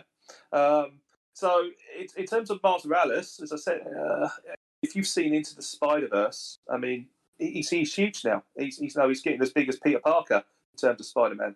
And this story very much is his personal story. Very much family and friend driven.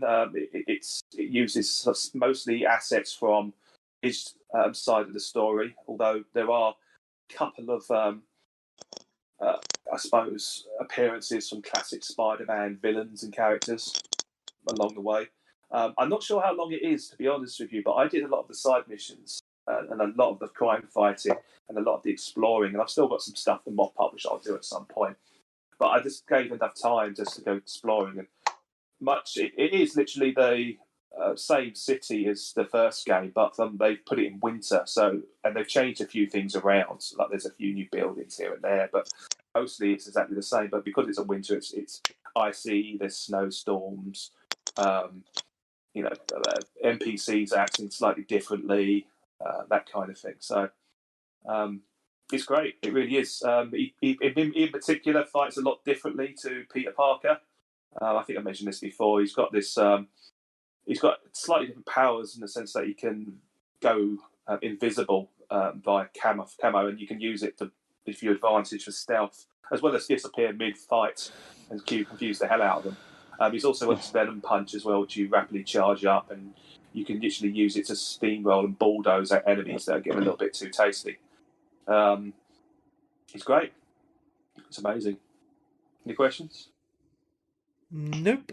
No, I will play at some point. I mean, I love the Spider-Man, but it's just I've got so many games I want to play at the moment, and it wasn't that long ago since I played Spider-Man, so I like to give it a bit of a break. Yeah, I platinumed the first one, and I think that was this year, last year that I played that. So, like I say, I've got this ready to go. So I will play it at some point. Fuck me, that's some grinding on that.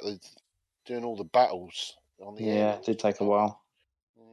Clearing all the zones and areas and stuff. Did you do all the City Never Sleeps stuff as well, Peebs, or did you just do the base game? The base game. Original. All right. Because there was like a load of DLC, wasn't there, as well? Yeah, I've got that as well to do, and I haven't done that yet. Well, I've done some of it. I've done some of it. I've still got to finish up the DLC as well. The DLC is okay. The thing is, once you go from the DLC to Miles Morales, you'll go, "Oh, Miles Morales is so much better than the DLC." It literally is night and day in terms of content. It feels very, very streamlined. Well, not streamlined, smoother. Yeah, no, not so that. The DLC for Spider-Man feels very leftover dinner, you know, if that makes sense. It feels very filler. It doesn't really feel, and because you're facing off against Hammerhead, who, if I'm being honest, he's a bit of a very, very, it's like a D list Spider-Man villain than Hammerhead is. Yeah. Or a Z list. He literally is a bloke with a metal head who basically headbutts people. That's basically it. Yeah. Cool. How long do you reckon we'll have to wait until we get Venom in a Spider-Man game? Because obviously it's Sony, they own both. Interestingly, I believe. I suppose doesn't really spoil anything, but if you, it's coming. Let's just say that. Play the game for fuck's sake. Play the game for fuck's sake. Yeah, so there's Easter eggs. 100 there's hours Easter doing eggs then. one part. No. If you're really curious, just go and look it up on YouTube, and you'll be fine. You'll find out. But I think there is going to be a Venom soon enough. Yeah. Because obviously Sony own a few sort of characters from that universe as well. I believe Mobius is also one of theirs. Yeah, what was it? Not Mobius. Is it Morbius? It's Morbius. Morbius, yeah. Oh, yeah, Morbius. That's a film coming out this year. Obviously, Carnage. There's a whole host of Spider-Gwen or Ghost Spider, I think, is coming soon as well to the cinematic universe. And they won't be surprised if they introduce some kind of elements of Spider-Verse into the next Spider-Man game, although I think that would probably be a bit of a mistake and a little bit too much of, milking the golden egg a little bit too quickly. It all depends where they go with the next film, because the next film's supposed to be all touching into the multiverse stuff anyway, isn't it? Because Doctor Strange is in it, and there's a whole host of rumours going on about that. I mean, it's all speculation. And possibilities of the old Spideys coming back and stuff in the other films. None of those are confirmed right now. I think the only thing that people have been confirmed to return are Jamie Foxx as Electro and Alfred Molina as Doc Ock. And as you probably know, if you've seen the films, Jamie Foxx was in The Amazing Spider-Man 2, and Alfred Molina was a Doc Ock in Spider-Man 2 by Sam Raimi. So there's you could tie in the fact that Sam Raimi is actually doing the next Doctor Strange film, and where Doctor Strange is going to be in the next Spider-Man film. Yeah, exactly. There's a lot of webs to tie together. Yes, it's going to be interesting how they're going to pull this off, because it could be a dog's dinner, or could be a Spider-Man 3. Yeah, it could be a Spider-Man 3, which is. I need to watch that again, because I know it's bloody awful, but I do have I did enjoy it when I saw it. Yeah, I have a sick enjoyment about watching shit movies, so possibly, but yeah, all good. Oh, by the way, I know you're. I know this is completely off, but I heard something the other day about There's like a program or something called like The History of Swearing with Nicolas Cage. Oh, I started watching that and turned it off after 10 minutes. It's American, isn't it? It's not all It's the just proper swear annoying. words. Too many swear words for you, Peebs. No, it I wasn't know that. you're I a was Nick quite Cage interested. fan, then. No, I quite like him, but I just found it was all just a bit. I expected it to be quite a serious. I was quite interested to learn the origins of the actual swear words. I thought it was going to be like and it was done a bit silly, and it's all comedians on there, American comedians I've never heard of. And it's sort of just like a big piss take. But yeah, I turned it off. There was one particular swear word when I thought, well, I would have preferred a different version of that swear word, but obviously that would be a little bit too offensive, even for Netflix, I reckon. But we'll see. There might be a series too. But yeah, I watched all of it. I watched it all sat down in one night and I watched it all. It was fine. It was fine. You know, it was interesting enough. Cool. Right. Buckle up. Number one. We all know it's coming. Numero uno. Yeah. I have done 505 hours into this fucking game this year. Right. Animal Crossing New Horizons. It is literally every single day. It's like a sore tooth. I go to it and I literally do me dailies. I fanny around a bit. You sound like Darren there doing your dailies. Yeah, do me dailies. I go look for the bottle on the beach. I go and see who's turned up to visit my island. If it's like Red, the fox in his dodgy ship selling me fucking illicit fake wares, go and sort him out. I've got a little app on my phone. I can go and check all the paintings he's selling me on the day to see which ones are real and which ones are fake. So I stitch him up. It's just so sad. I mean, I know we're in lockdown at the moment, and you know, this New Year's was the first year I've spent New Year's sober in 25 years. All right. And you know, I spent it on midnight in between watching Hoot Manani with Jules Hollands. Spent it on fucking Animal Crossing. All right, fucking Animal Crossing. Yeah, they had a little countdown clock as well. We had little glow sticks, and hey presto, I spent it with my Animal Crossing friends, my real friends. When? Yeah, it's hard to explain to some people what's so appealing about it. I think it was. I think the reason why I became so hooked is because when you got fuck all to do from March until July, and literally it was fuck all. You end up, you know, developing a really, really kind of sadistic habit of monotony, like having 4 or 5 hour kips a night, and then having sleeps during the day, and in between waiting for certain events to happen on an imaginary island populated by animals. Furries. Yes. Furries, yes. Furries. It's more personable as well. I mean, I started teaching my Animal Crossing Islanders rude words. One of them greets me by calling me knob cheese. Another one, I've got calling. I keep them telling the word nub nub. I've told them. I teach one of them how to fart. One of them says milky milky. You know, and you kind of, even though when you start, all the animals seem kind of like all 2-dimensional. Once you start talking to them and they open up, that their kind of personalities evolve, and you get them to a point you become quite attached to them. You actually care about what's going on. So when you do finally get a new islander turn up, you know, who's this fucking freakosaurus? And then either they grow on you or they don't until you bin them at the first opportunity. It's quite. And you're like, oh, who's left? Yeah, it's like make room. There was a hippo with a poo moustache turn up, and I mean, I can't have you on my island any longer. You look like you've been eating arse. Strokey McGinger in the Twitch chat says that he's visited your town, Dan, and he says it's very impressive. Thank you very much. Thank you very much. I've recently redone it. I did all the flower beds. I got bored a little while ago, so I kind of moved the museum and I cleared a flat space to make flower beds, and now I'm bored with that, so I'll probably dig that up at some point. So it's literally, you know, it's like Stockholm Syndrome, this game. It is. It really is. It's addictive. And the best thing about it, there's no DLC, or everything is free of charge when you get through. I mean, the most you can spend it on is on those those little Animal Crossing, cards, which I did actually delve in because I had a shitload of fucking furlough money to bloat, and because I wasn't drinking at the time, so I bought, I spent like 20 quid on those.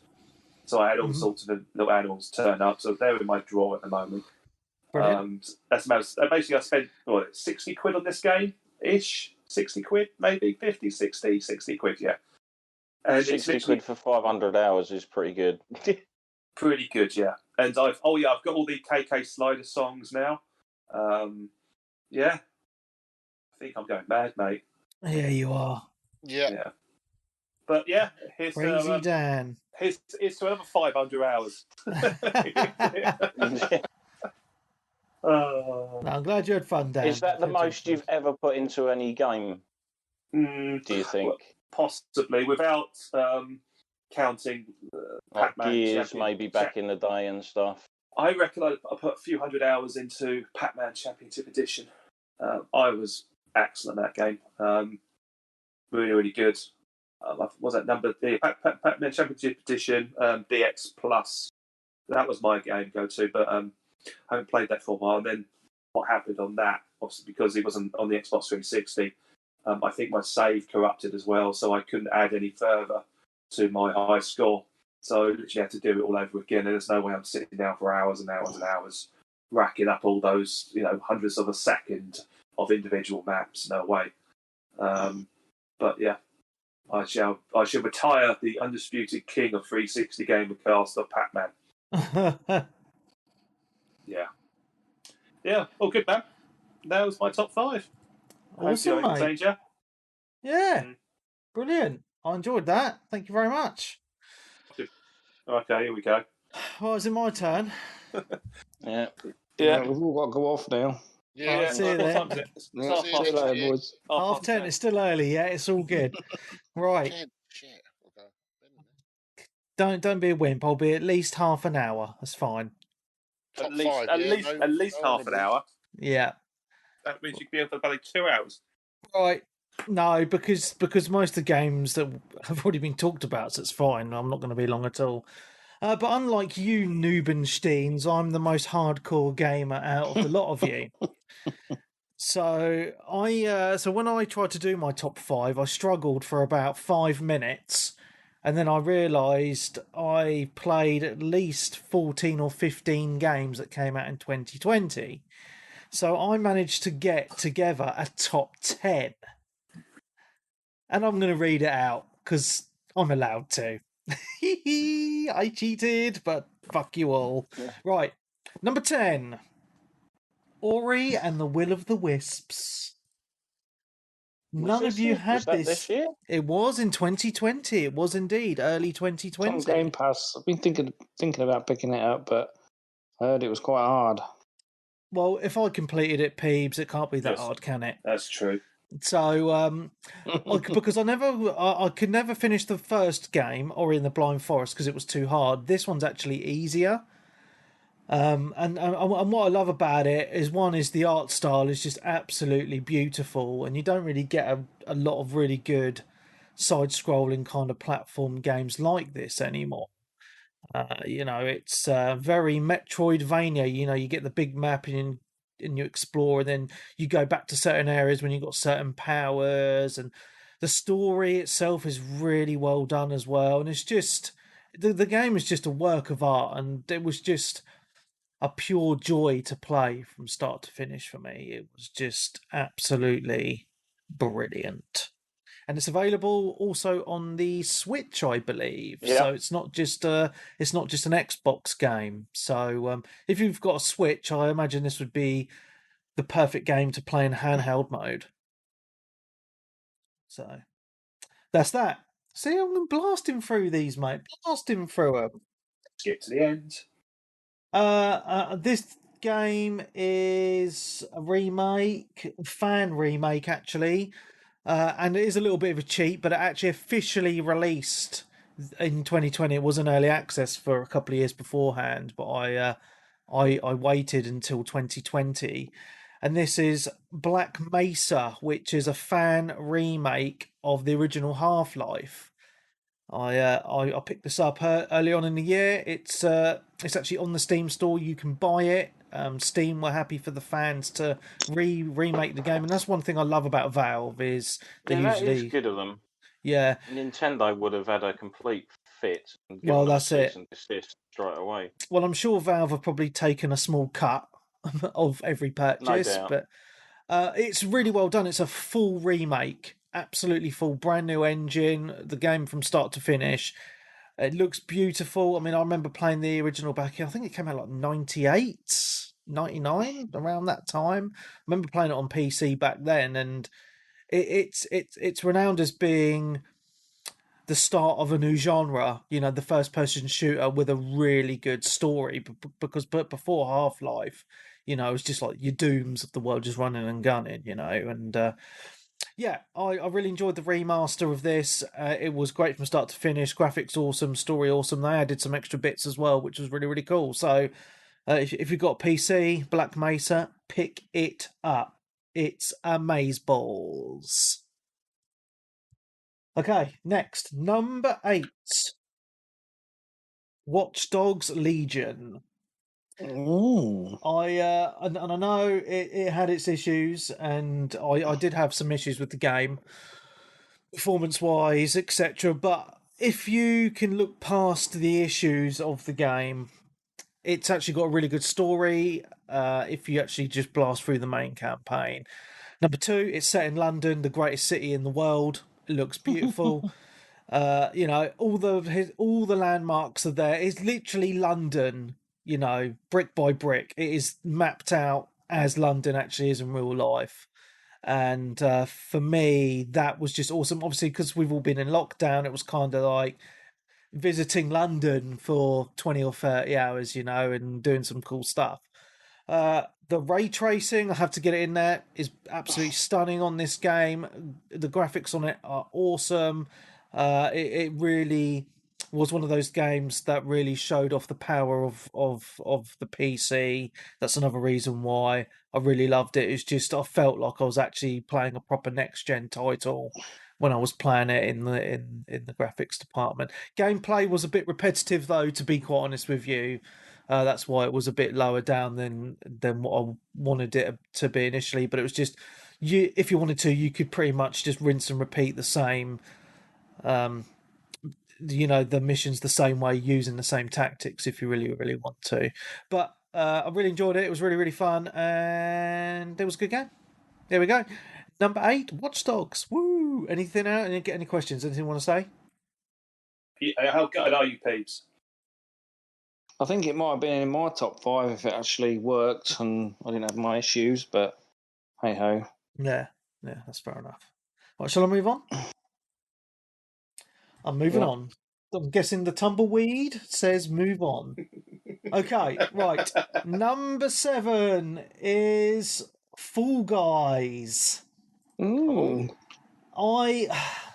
This was kind of just a hidden gem for me. I put about 40 or 50 hours into this game in 2020. Jesus Christ. I know. And I mean, I mentioned it in podcast episodes, but I just got the feeling that you guys just got a bit bored of hearing me talk about it a little bit. But it was one of those games that was just one of those, you load it up and you think, oh, I'll have 10, 20 minutes on it, because each game doesn't really last very long, but it has that one more go factor. For me, I didn't play it with anyone else. I just went into games on my own, and I just had a lot of fun. It was just silly fun. Just, you know, the maps are wacky, the outfits you can put in your characters are wacky. It was just silly fun, and I just really enjoyed playing it. There's not really any proper skill to it. I mean, once you get to know the maps, I suppose you can figure out how to get to the end a lot quicker than newbies, but there is some randomness to it with being knocked off and people knocking you off, etc. But I really liked it. I really like how Mediatronic have kept on updating the game throughout the year. They've added a hell of a lot of maps throughout its lifespan so far. A lot of extra content in regards to, you know, adding outfits for your characters and stuff. And you earn the currency for that just through playing the game, which I really, really like as well. So Great game, and I really wish it'd come to Xbox. It's missing from the Xbox platform. I think it's missing from the Switch as well. I It's only believe so, yes. yeah, so it's only on PC and PlayStation, which is a little bit of a shame because I think this is one of those games that I think would really do well on the Switch again, especially in handheld mode. And again on Xbox, you get in a party of mates and just have a blast on this. So I think that would be a lot of fun. Yeah, Fall Guys, loved it. Now, my number 6 game, it really these next 6 games, it was really hard for me to get an order for this. And this deserves, actually, number 6, 5, 4, 3, and 2 all deserve to be number 1. But unfortunately, they can't, or not all games can be number 1. So number 6 for me is Microsoft Flight Simulator. Now, I will say, you have VR, don't you? Because they have added VR to this recently, I've heard. yeah, they have. I haven't actually tried it in VR because every time I play anything in VR, I feel sick. So yeah, I can't. I can't. I have not actually put it on for a while. But this game is just a technical marvel. It really, really is. Every time I play it, I'm just amazed. You know, and I'll say that I'm repeating myself, but you can literally go anywhere in the freaking world. I mean, if that does not impress you, nothing's going to impress you. The graphics on it are realistic and stunning. You know, you can play it. You know, the options on it are at such a level where you can play it as a noob like me with a flight stick and just go, or you can have it down to the intricacy of having it super realistic. So if you're a pilot, you can fucking do everything that a real pilot needs to do to fly a plane. Like, it's at that point where the cockpit, every button, you know, the cockpits are laid out exactly like their real life counterparts. You know, I've been that sad. I have watched videos, like hour-long videos of real pilots playing the fucking game and talking about the comparisons to real planes. You know, Terrorists can confirm this. yes, it is so good. I'm thinking about it now. It probably should have been higher on my list, but I can't change it now. It is so good. It's one of those games that I keep on going back to and playing, and you know it's got a lot of options. So you know you there's an option where you have a globe and you can spin the globe and be like, right, I want to take off from there and I want to go there, and it sets a route if you want to follow it or whatever. They've got challenges like landing challenges, so you get like challenging like short runways or in windy conditions, and then you've got these bush trips where you get legs which you have to like they give you clues on what to look for landmarks to finish your trip and to get to the airport at the end of the leg, which I've really been enjoying doing recently. Yeah, it's a great game. I mean, you can't really call it a game, it's a simulator. It's just outstanding. And one thing I love about PC is the modding community. So the modding community have put out a lot of stuff where you can just edit your planes and put like, you know, British Airways logos on and EasyJet and all that, like all that cool stuff. And very recently as well, there's been some mods put out where you can have Star Wars ships in the game as well. You can fly them. I think I saw a Yeah. Slave One kit. It's like real life. Put up. Yeah. sounds like a job. Yeah.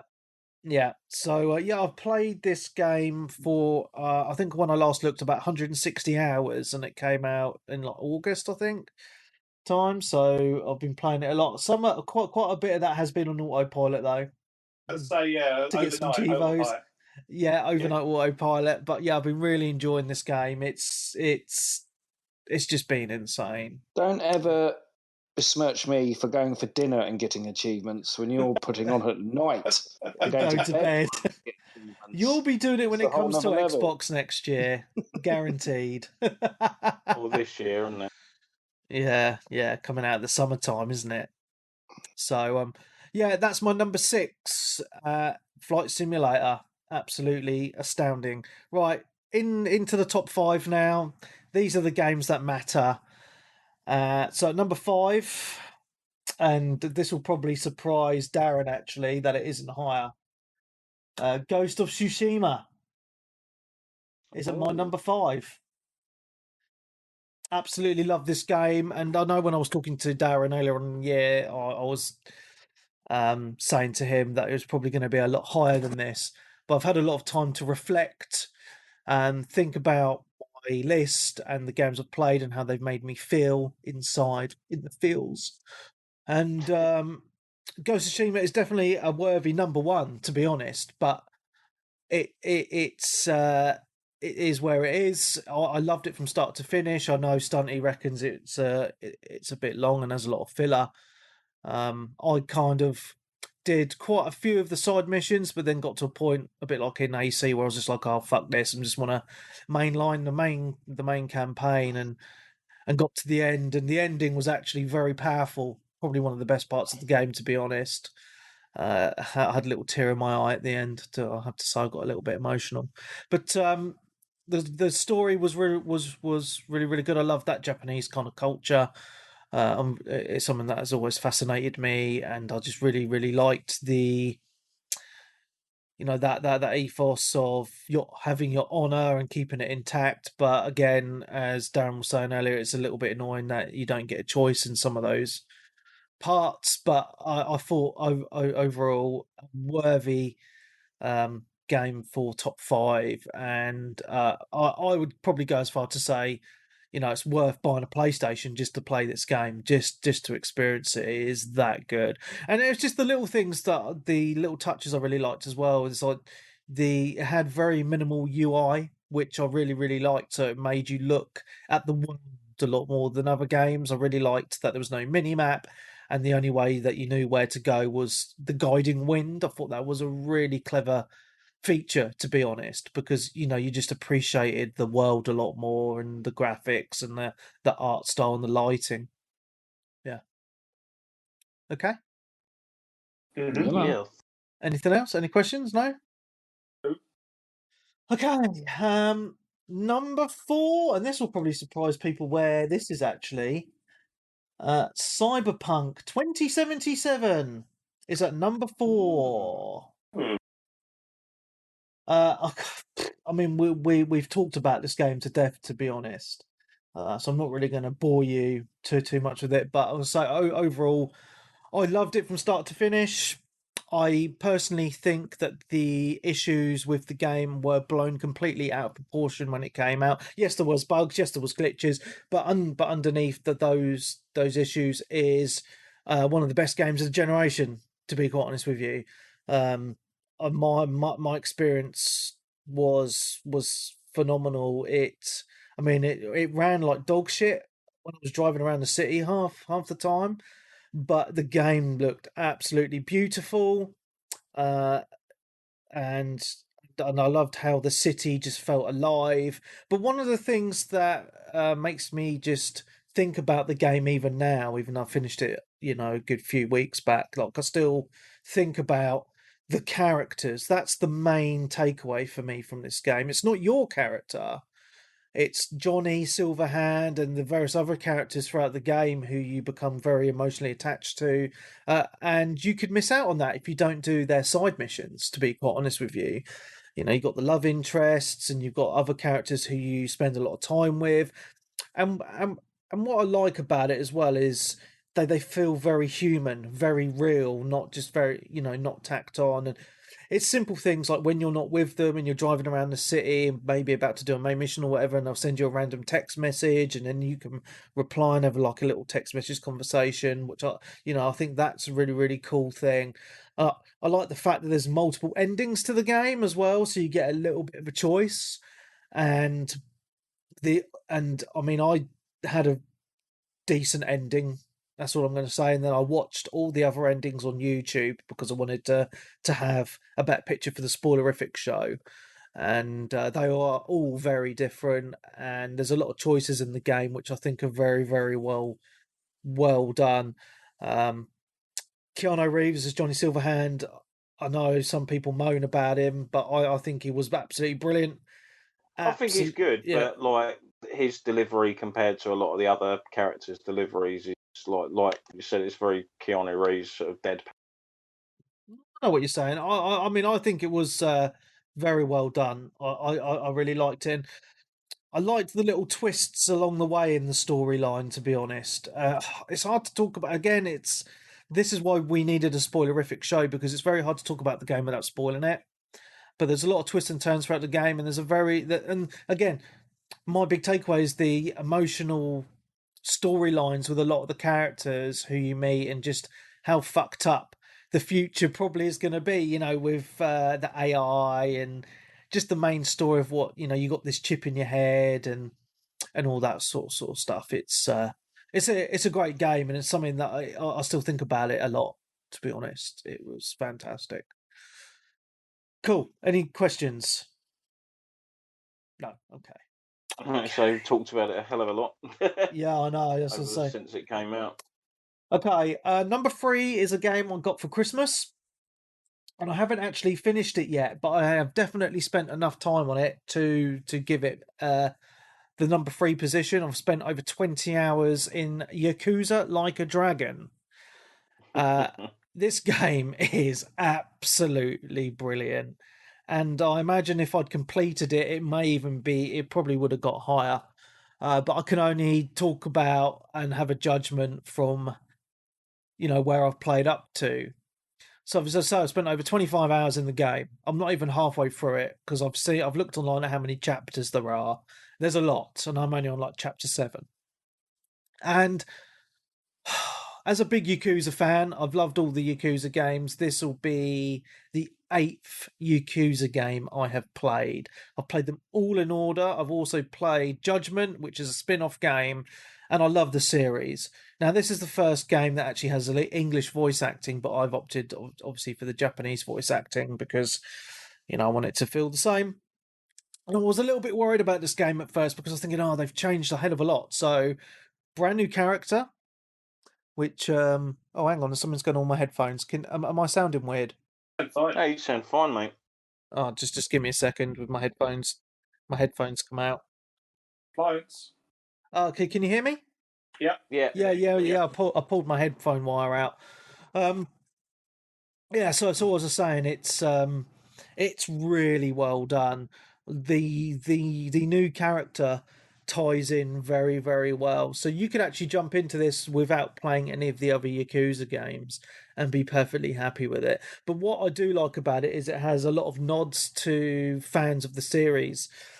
So the clans, the gangs, the Tojo clan and the Omi Alliance and various other Yakuza gangs are heavily featured in this game, which is really, really cool. And the main thing I was worried about was the change to the battle system. So the Yakuza games have always had a very arcadey battle system. You jump in, Virtua Fighter-esque, kind of, wasn't it? Yes, that's it. Whereas this, they've gone turn-based, so they have a proper turn-based battle system. And I was wondering how that was going to work, but it's done so well. It really, really is. So one of the big things about this game is the main character is a big Dragon Quest fan. So if you've never played Dragon Quest or heard of it, it's a very popular JRPG series, which has turn-based combat. I think the series started in the late 80s, to be honest. They've done quite a lot of games. I think it started on the Famicom, didn't it? The original. So they've just re-released the first Dragon Quest with English dub or English translation on the Switch for about $5.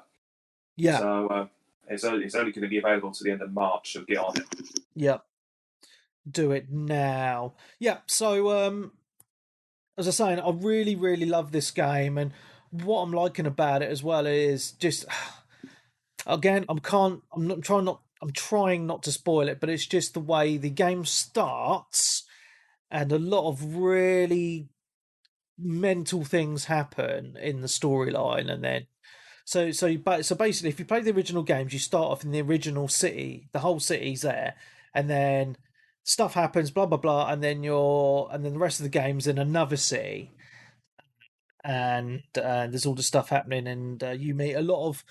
One of the things that keeps you playing these games is the cast of characters. So throughout the game that I've played so far, you meet a really awesome, vast array of characters. And a lot of the game is serious, but there's a lot of the crazy Japanese stuff as well, which I find I still can't quite wrap my head around. So, like the soap lands are heavily featured in this game, and they're basically prostitution houses. And then and then you've got a lot of really weird kind of nudity happens in the game and some of the side missions as well, which is kind of weird. But if you can look past that, it's got a very serious main quest line like the other Yakuzas, but all the side quests are just crazy Japanesey.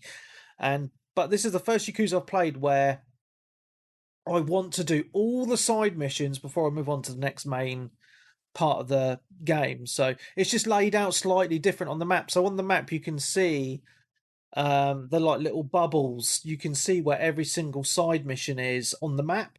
So I'm literally going around the map and doing all them and then moving on to the next main story. And it's very JRPG-ish in a way where you're leveling up all your characters as you're doing this. So you kind of need to do it in a small way to kind of grinding your dudes to get up to a decent level, and then you're not going to be too underpowered for the next main mission with a epic boss fight. So yeah, it's a great game, and I think people should check it out, man. It's available on all systems: PC, Xbox, and PlayStation. Sorry, Nintendo, but it's not on there. And I think it's like 30 quid. I mean, Xbox users have got a really good deal because on Game Pass you're getting all the original Yakuza games anyway. So if you're up for starting the story from the beginning, but as a standalone, this is a brilliant game. Okay, any questions? I'm guessing not. I figured once you started playing it, you'd be into it, sort of thing. Yeah, it is. It is one of those things. When I played the demo, it was like, oh, he'll probably like this, fan of the old turn-based, and it's still Yakuza at heart. Yeah, I think some people didn't enjoy. I mean, it's kind of Marmite, the Yakuza games. It's like, can you get into it? I mean, I remember when Yakuza 0 came out on the Xbox Game Pass, and a lot of people were messaging me on the Discord and that saying, "Oh, this game's shit. I don't like the weird Japanesey stuff." But it's not for everyone. But I love those sort of games. So yeah, awesome, good times. Okay, number 2. Oh, what could number 2 be? Oh. Final Fantasy VII Remake is at number 2. Ah. So this was a difficult one. This took a lot of thinking the past couple of weeks, because initially it was a little bit further down, but then but it was so long ago since I played it. It's been almost a year since the initial release. I had to go back and watch some videos and just kind of get those feelings back that I had when I initially played it. And it was so fucking good. It is. They did such a good job, and it was one of those things I was really worried about but before release. Like, it's like, it's my favorite childhood game, and I was thinking to myself, are they going to fucking ruin my childhood? That was like one of those things. It's like when they remake your favorite Disney movie into one of those live action things, and it's a total fucking mess. I suppose when Rolf Harris turned out to be a dodgy fucking dirty pervert. Yeah, that's it. Yeah, and but anyway, from start to finish, I mostly love the game, apart from the ending, which I'm not going to spoil for Darren here, who seems to be taking forever to finish it. But again, I just want to echo what I said earlier on in the year. It's really, really well done. I loved the stuff that the extra stuff they did for Biggs, Wedge, and Jesse, especially the Jesse mission. She had a whole chapter dedicated to her, and made you, because I knew what was going to happen. I was just thinking, oh man, I'm getting really, really into this character, and shit's going to go down a bit later on. I really liked the way that they did a lot of the side missions within the game as well. I did every single side mission. I loved it. even the one part that I was worried about as well was the cross-dressing part. I loved it. I thought it was absolutely brilliant. It was so tongue in cheek, because in the original game, it takes ages. You need to get all the right clothes, wig, and all the right parts and all that. And it was just when you get into that section and it's like this whole dancing mini game. I was in hysterics. I thought it was just so funny, so well done. I loved it. And it was just, I was in awe when I was playing the game. I know the original game inside out, and visiting all those locations just in the stunning updated graphics. It was just pure fan service, and I just loved it. It was just so good. I loved the voice acting of all the characters were really, really well done. I loved how they portrayed Barrett in this because I I remember. believe, Yeah, sorry, Don Cornholio, or whatever his name yeah, is, yeah. or Don whatever, was Mark Don. Hamill, Oh, okay. Yeah, I think he I was. believe. Yeah, I think I was just going back to Barrett. It was Cornetto quite, and that, sorry. yeah, it's quite interesting because Sly Ullman was when he was playing the game, he was messaging me quite a lot, and at the beginning, of the game, Barrett comes off as quite, a really Bit like of an arse. grumpy, a bit of a grumpy black dude, and he was like, oh, the only black guy in the game, and he's a grumpy arsehole, blah blah blah. And I was like, you don't know his story, he's. It's called character development. Yeah, he is one of my favourite characters in the original Final Fantasy 7 because he's actually a really emotional guy, and he's a really nice guy, and he adopts a girl of one of his friends, and all that. So he's a really really nice guy, and he and at the beginning, obviously he doesn't know Cloud, and he comes off a bit of an arsehole, but as they as they become good friends throughout the game, you find out a lot more about his background, and he is a brilliant character. I think he's absolutely brilliant. But yeah, loved it from start to finish, and I'm looking forward to seeing where they go with it. I might not like it, but I've still got the original game to fall back to. I'm just glad they did what they did with this. It was a great game. So, any questions? I think No? you all know what my number one is now. I think it's a bit. Yeah, pretty much. It's a bit easy to figure out now. It's the only one I haven't talked about. Assassin's Creed Valhalla, my number one game of 2020. What a game. What a fucking game. It is easily, I'm thinking about it, easily my number one. It beats every game that come out in 2020 for me. Just with, it is actually going down for me as the best Assassin's Creed game that's ever been made. It is that good, in my opinion. It's even got me, after I completed it, I wanted more action of that. So I've started watching Vikings on Amazon Video with my missus, and we're already up to season 3 in a couple of weeks. So, You've got, speaking of Amazon Prime, I know it's obviously completely different, but you should check out Vinland Saga. okay. It's Will a do. Japanese anime series all about Vikings. It'll go on my list. And there was actually a tie-in for the Mhm. game in Japan. Oh, nice. That sounds cool. And it's fucking awesome. It's got one of the best sort of antagonists ever developed in anything. Like, such a brilliantly written character. Sort of definitely check it out. Yeah, we'll do, man. Yeah, so I just want to just talk about a little bit about Valhalla. Obviously, I know we've talked about it quite a lot, but it's one of those games that made me interested in that portion of British history because it's something that I didn't really know a lot about. So it made me actually do a little bit of reading up on the history. Started watching, obviously, Vikings. Going to start the Last Kingdom as well afterwards. But the game itself, I really liked it. What one part that I don't think we have really mentioned is the current world stuff that happens within Valhalla. I know obviously you haven't finished it, Darren, but the current world stuff, you know, the people that go into the Animus, I think is really well done in this as well. There's not a lot of it, but what they have in there is I really liked, and I thought was awesome without giving any spoilers.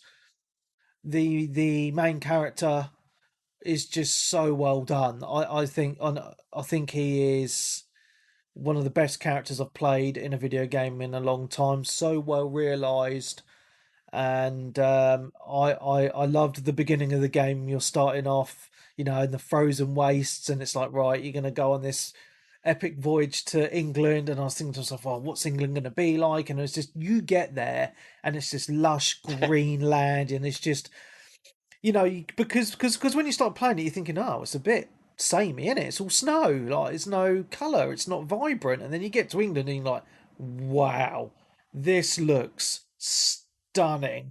I think this game, I think I should count how many how many screenshots I took in Assassin's Creed compared to Cyberpunk, because both those games I took a hell of a lot of screenshots, but it's just like when you're just traveling around in Valhalla, and you're just looking out in the distance at all this scenery, mountains, the light coming off the sea from the sun or the moon, and you just, you know, you're walking around that world and you're thinking, fuck me, I feel like I'm there. It is that immersive. It just looks stunning. But going off graphics, you know, I mean, Strokey's just saying it's one of the one of the most beautiful games he's ever played, and I have to agree, you know, and that's one of the reasons why it's so immersive. Just that color palette and just the lighting and the god rays, as he's mentioned, is stunning. It's not just helps that as well when yeah, the camera's tighter on your character. You see all the yeah, details and the yeah, shimmering off the like the metal on your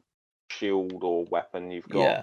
It's just very, yeah. All those reflections are just absolutely stunning. Also, like we touched on it before, it's got, in my opinion, like that and Odyssey, the best HDR I've seen since Horizon. See, I've never for played me. it with HDR because I'm playing it on PC. So, Uh, and I still think the colours looked amazing and popped, and you know the lighting and all that looked stunning. But it wasn't just. It's not just that though, right? I mean, there's more to a game than graphics, and the one and the other thing that I want to highlight is, I know people are going to disagree with me, but I really like the battle system and I really like the upgrade system. I really like that grid, so you could choose which way to go. But I got to a point in the game where I'd maxed it out and unlocked everything because I played it that much. You know, and I thought that was really, really well done. I liked the different choice of weapons. You could have two axes if you wanted, a sword and shield, or whatever, you know, and you find a fighting style which you enjoy and you kind of stick to it. So mine was the two axes. I kind of stuck to that. Well, at the end, actually, I had an axe and a flail because I thought that was pretty cool. Flails are good. Yeah, but what I really liked about it, it had. I mean, it had the historical characters, and it was a little, you know, it had all the backstories and all that. But I really liked that. I loved the politics involved as well, and going from kingdom to kingdom, and all that was really, really cool. But I also liked the mystical stuff, and I didn't think I would really be into that in an AC game, but the mystical stuff with all the gods. They are some of the best parts, like the mystical stuff in both Odyssey and Origins were like some of the standout moments. Because obviously you go from obviously your standard sort of fare to sort of like fighting these mythical creatures and beasts. Stuff. Yeah. I really love those portions, and they're completely optional as well. And they were massive portions of the game, to be honest, to be optional. And I loved it. And that ending, it is obviously I'm not going to spoil it for you, Dan, but it is one of the best endings to an AC game I've experienced. It was so well done. It made my jaw drop. Like the stuff that happened, so good, so fucking good. That's it. Game of the Year 2020, Assassin's Creed Valhalla. I bet people weren't expecting that as my number one. There we go.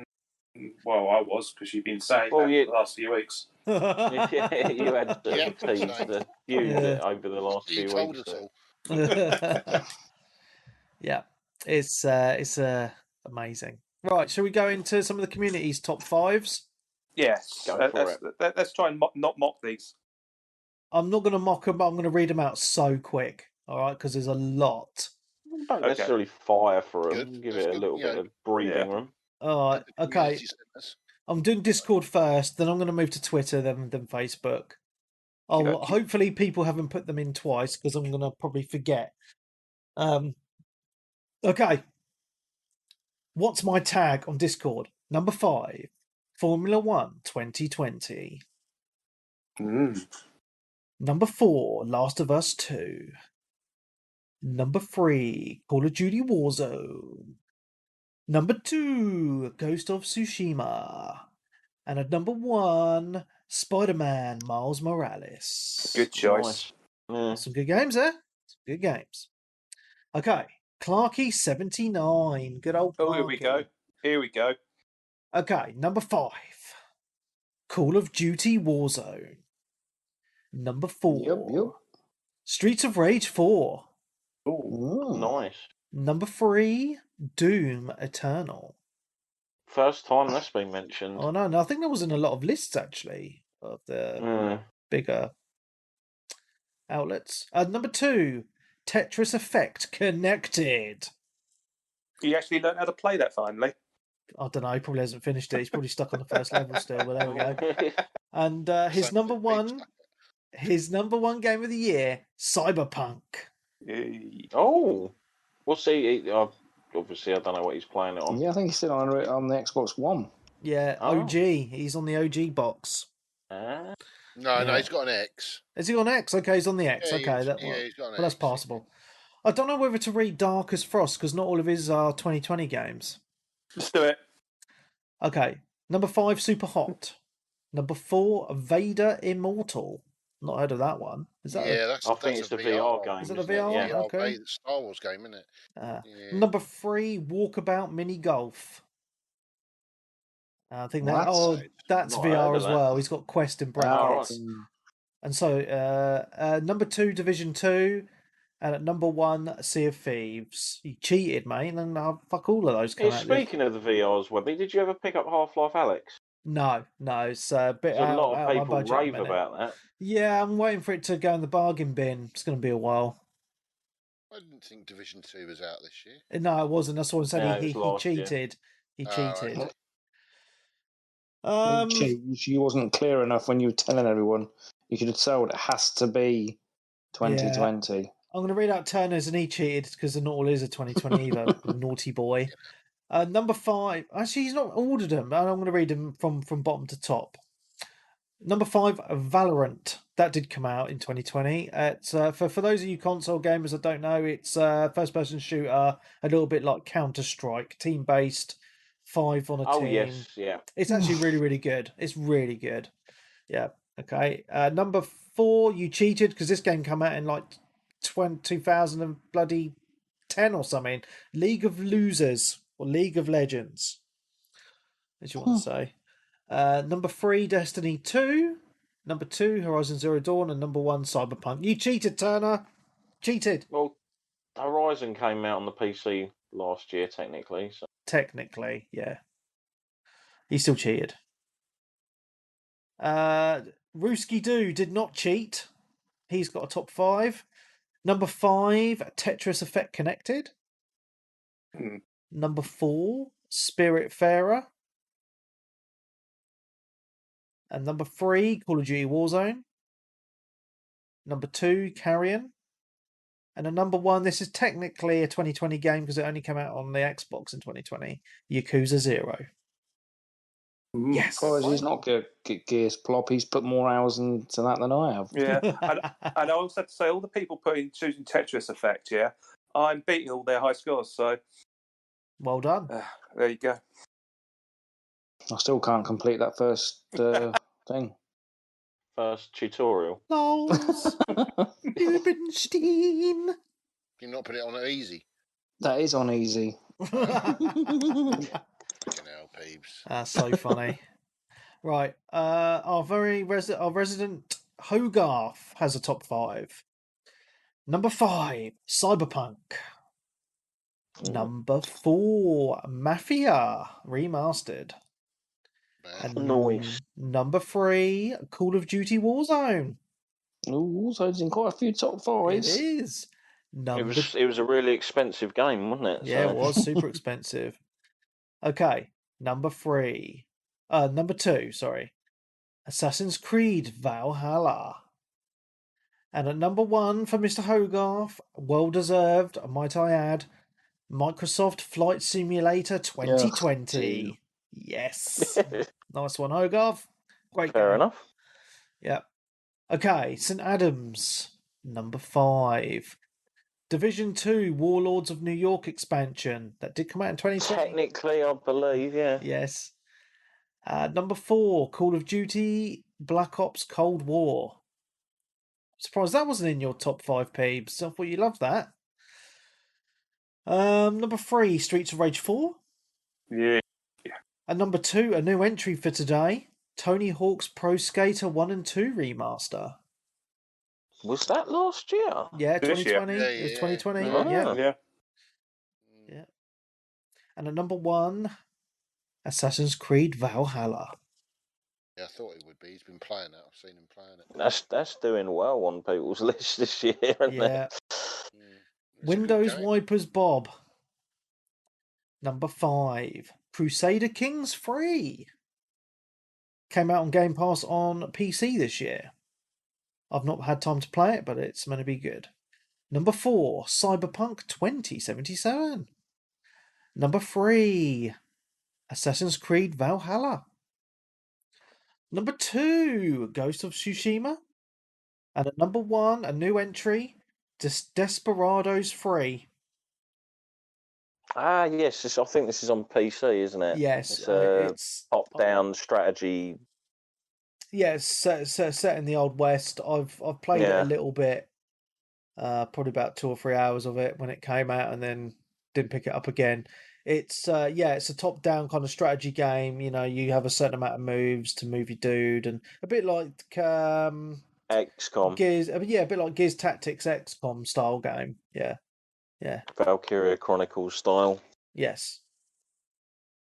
Cool. Okay. Technofish. Number 5, Astrobot Playroom. Awesome. Number 4. I would have added that because I really enjoyed that, but it was just knocked out. So that's number 9. Number 9 on your list, Paul? No, that was number 6 actually. Okay. I am keeping count. It's really well. It's really Where well was I? Sorry, I've just woken up. That's all right. Number 4 for Technofish is Phasmophobia. It's a really good game, actually. I should have put that in my honourable mentions, even though I didn't do any. Phasmophobia, for those of you that don't know, is a co-op game on the PC where you go into haunted houses or, haunted buildings like schools and prisons or houses or whatever. And it's basically it's quite slow paced, and you go in and you're looking for ghosts, and you're using like all these different devices. It gets really fucking scary. Trust me, I've shit myself a few times playing that last year. Number 3, Demon Souls on the PS5. Nice. Play this. I'm looking forward to playing this soon. Yeah. Oh, you should. If you're a fan of the Souls game, it's the cleanest they've ever been, really. It looks stunning. It looks absolutely amazing. Videos I've seen. Number 2, Warzone. And at number 1, Valorant. Nice. Good list. Iceman, D18. Mate, I don't think any of these games came out in 2020. Just go for it. Apart from Call of Duty, actually. Fallout 4, Legend of Zelda Breath of the Wild, Call of Duty Warzone, Sea of Thieves, and Division 2. You cheated. Okay, Dodo says, number 5, Command & Conquer Remastered Collection. Good choice. I've heard good things from that. It's supposed to be pretty well done. Yeah, they've done a good job of that. After that mobile game that they churned out, which Yeah. impressed like no one at E3 a couple of years back. Number 4 for Dodo is Desperados 3. Number 3, Gears Tactics. Number 2, Death Stranding for the PC, because that actually came out in 2020. I actually started playing it today. Fuck me, that looks stunning. Yeah, it's I'm a looking- beautiful. That Decima engine's something else, isn't it? Yeah, it'd be nice to see what they do next to it. It's got the typical long-ass cutscenes of the Hideo Kojima games, though. Yeah. They're the best parts, though. At the To be beginning, honest, I love all them. Yeah, once you get past that bit, it doesn't do like Metal Gear Solid. It does actually open up. Nice.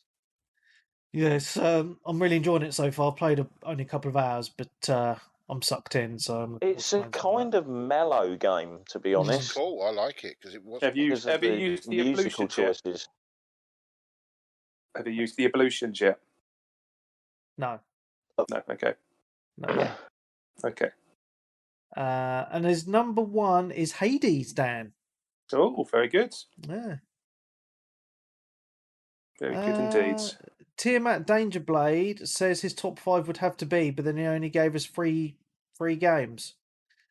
So Tiamat's top 3. Hotshot Racing at number 3. Oh, that's good. Number 2, Grounded. That was a pile of shit. Oh, I yeah, can't believe that you got that in there. People like different games, mate. Like, I know, different strokes. if you like that kind of thing, it was unique in the way it approached everything. Yeah. Honey, I Shrunk the Kids, the game. I just used to see loads of videos of people getting mullered by spiders. Mm-hmm. Look at the shit that Peebs likes. I know. What? Sorry, Peebs. I'm just as bad. None taken. And his number 1 is Doom Eternal. Okay. AJ Geezer. Number AJ? 5. Yeah. Hello, AJ. Number 5. Al Jazeera. Call of Duty Warzone. Number 4. Destiny 2 Beyond Light. Number 3. That was quite recent, wasn't it? I think. Beyond it Light. was. Yeah. His number 3 is Minecraft Dungeons. Yeah, that came out this year. My daughter Yeah. played that and finished it. She platinumed that. Yeah. Number 2, Cyberpunk. He says he's had 0 issues on the One X. And his number 1 is Hades. There you go. Getting a lot of love, that. Yeah, Get on it. there you go, Dan. There's some love coming that way. Right, let's go to Twitter. Okay, Colin Long says, number 5, Microsoft's Flight Simulator 2020. Number 4, Age of Empires 3. Number 3, Doom Eternal. Number 2, Last of Us 2. And his number 1 is the new Super Lucky's Tale. He says it's the most enjoyable 3D platformer he's played. Fair enough. Yeah, man. Wow. That's Good a game. left field choice. Yeah. It's just the same. Didn't that come out on the Switch as well, I believe, didn't it? Yes, I think it did. It's just the same as the one that came out on the Xbox One, but all they've put is new on the front of it. Pretty much, I think. I I'm think not sure, it is to be honest. another game. I think it is another game. Yeah. All right. Okay. Okay. Japanese Beans. Number 5, Doom Eternal. Number 4, Resident Evil 3. Number 3, Assassin's Creed Valhalla. Number 2, Neo 2. And number 1, Ghost of Tsushima. Hey. Forgot about Neo 2 come out this year. I think there's been a lot of games that we've, there's been a lot of games out. Oh, you can't play everything. No. Even if you're not working, it's impossible to bloody play everything. Yep. Okay. Somerset Beast says, number 5, DayZ. I don't think all these games come out in 2020, Scott, but I'm going to read them out anyway. Yeah, DayZ did. That was on the... Well, it came out on the PlayStation this year. Okay. Number 4, The Final Station. That definitely didn't come out in 2020. I haven't heard of that. Yeah, I've heard of that. It's like an arcadey type game. It's actually really good. Yeah. Really, really good. Number 3, Ghost of Tsushima. Number 2, The Last of Us 2. And number 1, Pillars of Eternity 2. Great choice. Hey Byron. Number 5, Genshin Impact. Yeah, that's interesting. Yeah. It's free as well, that one. Yeah, free to play. It is a good game. Number 4, Minecraft Dungeons. Number 3, Tony Hawk 1 and 2 Remaster. Number 2, Dragon Ball Z Kakarot. Was that last? No, I can't remember if that was this Never year heard or of it, not. so I don't know. It's kind of open world RPG. Okay. It was like done really well, but it had sort of like the weird combat from the Xenoverse games that I wasn't a massive fan of. Fair. But it was well done and pretty well received when it came out. And Hey Byron's number 1 is Animal Crossing. He actually came to my island one evening, I do believe. Nice. Cram the Man. Yeah. Number 5, Phoenix Immortals. That's actually a pretty decent game, actually. It's decent, yeah. It's in the sale at the moment, or it was in quite a few sales I did see towards the end of the year. What's a typical Ubisoft thing, isn't it? You give it a couple of weeks and the game gets put in a sale. Assassin's Creed, I don't think did it? I don't know. I mean, I played it on Uplay Plus and then cancelled my subscription when I completed. I think there was like about a tenner off or something. I think they did a thing around Christmas for that, actually, Assassins. So. Number 4, Neo 2. Number 3, Cyberpunk. Number 2, Ghost of Tsushima. Number 1, Demon Souls. Hey. Go. Dazpos. Number 5, Monster Energy Supercross 3. I'm guessing it's like a bike game. Go. Number 4, Gears Tactics. Number 3, Spider-Man Miles Morales. Number 2, Cyberpunk 2077. And at number 1, Assassin's Creed. There we go. Jay Brones, number 5, Fall Guys. I'm glad Fall Guys is getting some love from someone else. Number 4, Spider-Man Miles Morales. Number 3, Assassin's Creed Valhalla. And number 2, Ghost of Tsushima. And at number 1, Last of Us Part 2. We're getting a bit of a theme here. There's kind of a lot of the same games popping up. Well, yeah, I think if we put them all together, you'd probably find Valhalla's probably number 1. Yeah. Cyberpunk's number 2. Warzone's been in quite a lot of people's, as is this Ghost of Tsushima, to be fair. Yeah. Surprisingly, Man-Eater's not been mentioned again yet. I think you're the only one, mate. I'm just checking Twitter. I think that's all the Twitters. Oh, Sly Almond. Forget Sly Almond. Good to forget Sly. Can't forget Sly or I'll never hear the end of it. Okay. Sly Almond's top 5. Number 5, Animal Crossing. Number 4, Mafia Definitive Edition. His number 3 is Cyberpunk 2077. His number 2 is Final Fantasy VII Remake. Oh. Yeah. And his number 1 is, of course, the only true game of the year, Assassin's Creed Valhalla. So he's got actually a pretty decent top 5 there. Jordan P, number 5. Oh, what was that? What was that? Someone's been going bloop, bloop, bloop. I'm guessing I had another subscriber. Dodo, hello, Dodo. Thank you for subscribing. Okay, Jordan P, number 5 is Bloodstained Curse of the Moon 2. Okay, so new one on this. I haven't played that. I need to play that. His number 4, Dan will be happy, Streets of Rage 4. Number 3, Ghost of Tsushima. Number 2, The Last of Us Part 2. And his number 1 is Final Fantasy VII Remake. So Final Fantasy VII's getting a little bit of love now. That's what I like to see, people. A little bit of Final Fantasy VII. Okay, on to Facebook, and there's not that many on Facebook, so we're nearly there, guys. Nearly there. Hallelujah. Daniel Twin. Daniel Twin. His number 5 is Resident Evil 3 Remake. Number 4, Destiny 2 Beyond Light. Number 3, Last of Us Part 2. Number 2, Demon Souls. And his number 1 is Final Fantasy VII Remake. There we go. Phil Stansfield only has a top 4 because he didn't play 5 games. So his number 4 is Final Fantasy VII Remake. Number 3 is Streets of Rage 4. Number 2 is AC Valhalla. And his number 1 is Call of Duty Warzone. Steve Powell. Number 5 is Dreams. Number 4 is Call of Duty Warzone. Number 3 is Star Wars Squadrons. Number 2 is Tony Hawk's Remastered. And his number 1 is Yakuza Like a Dragon. There we go. A bit of Yakuza love. Paul Johnson only has a top 3.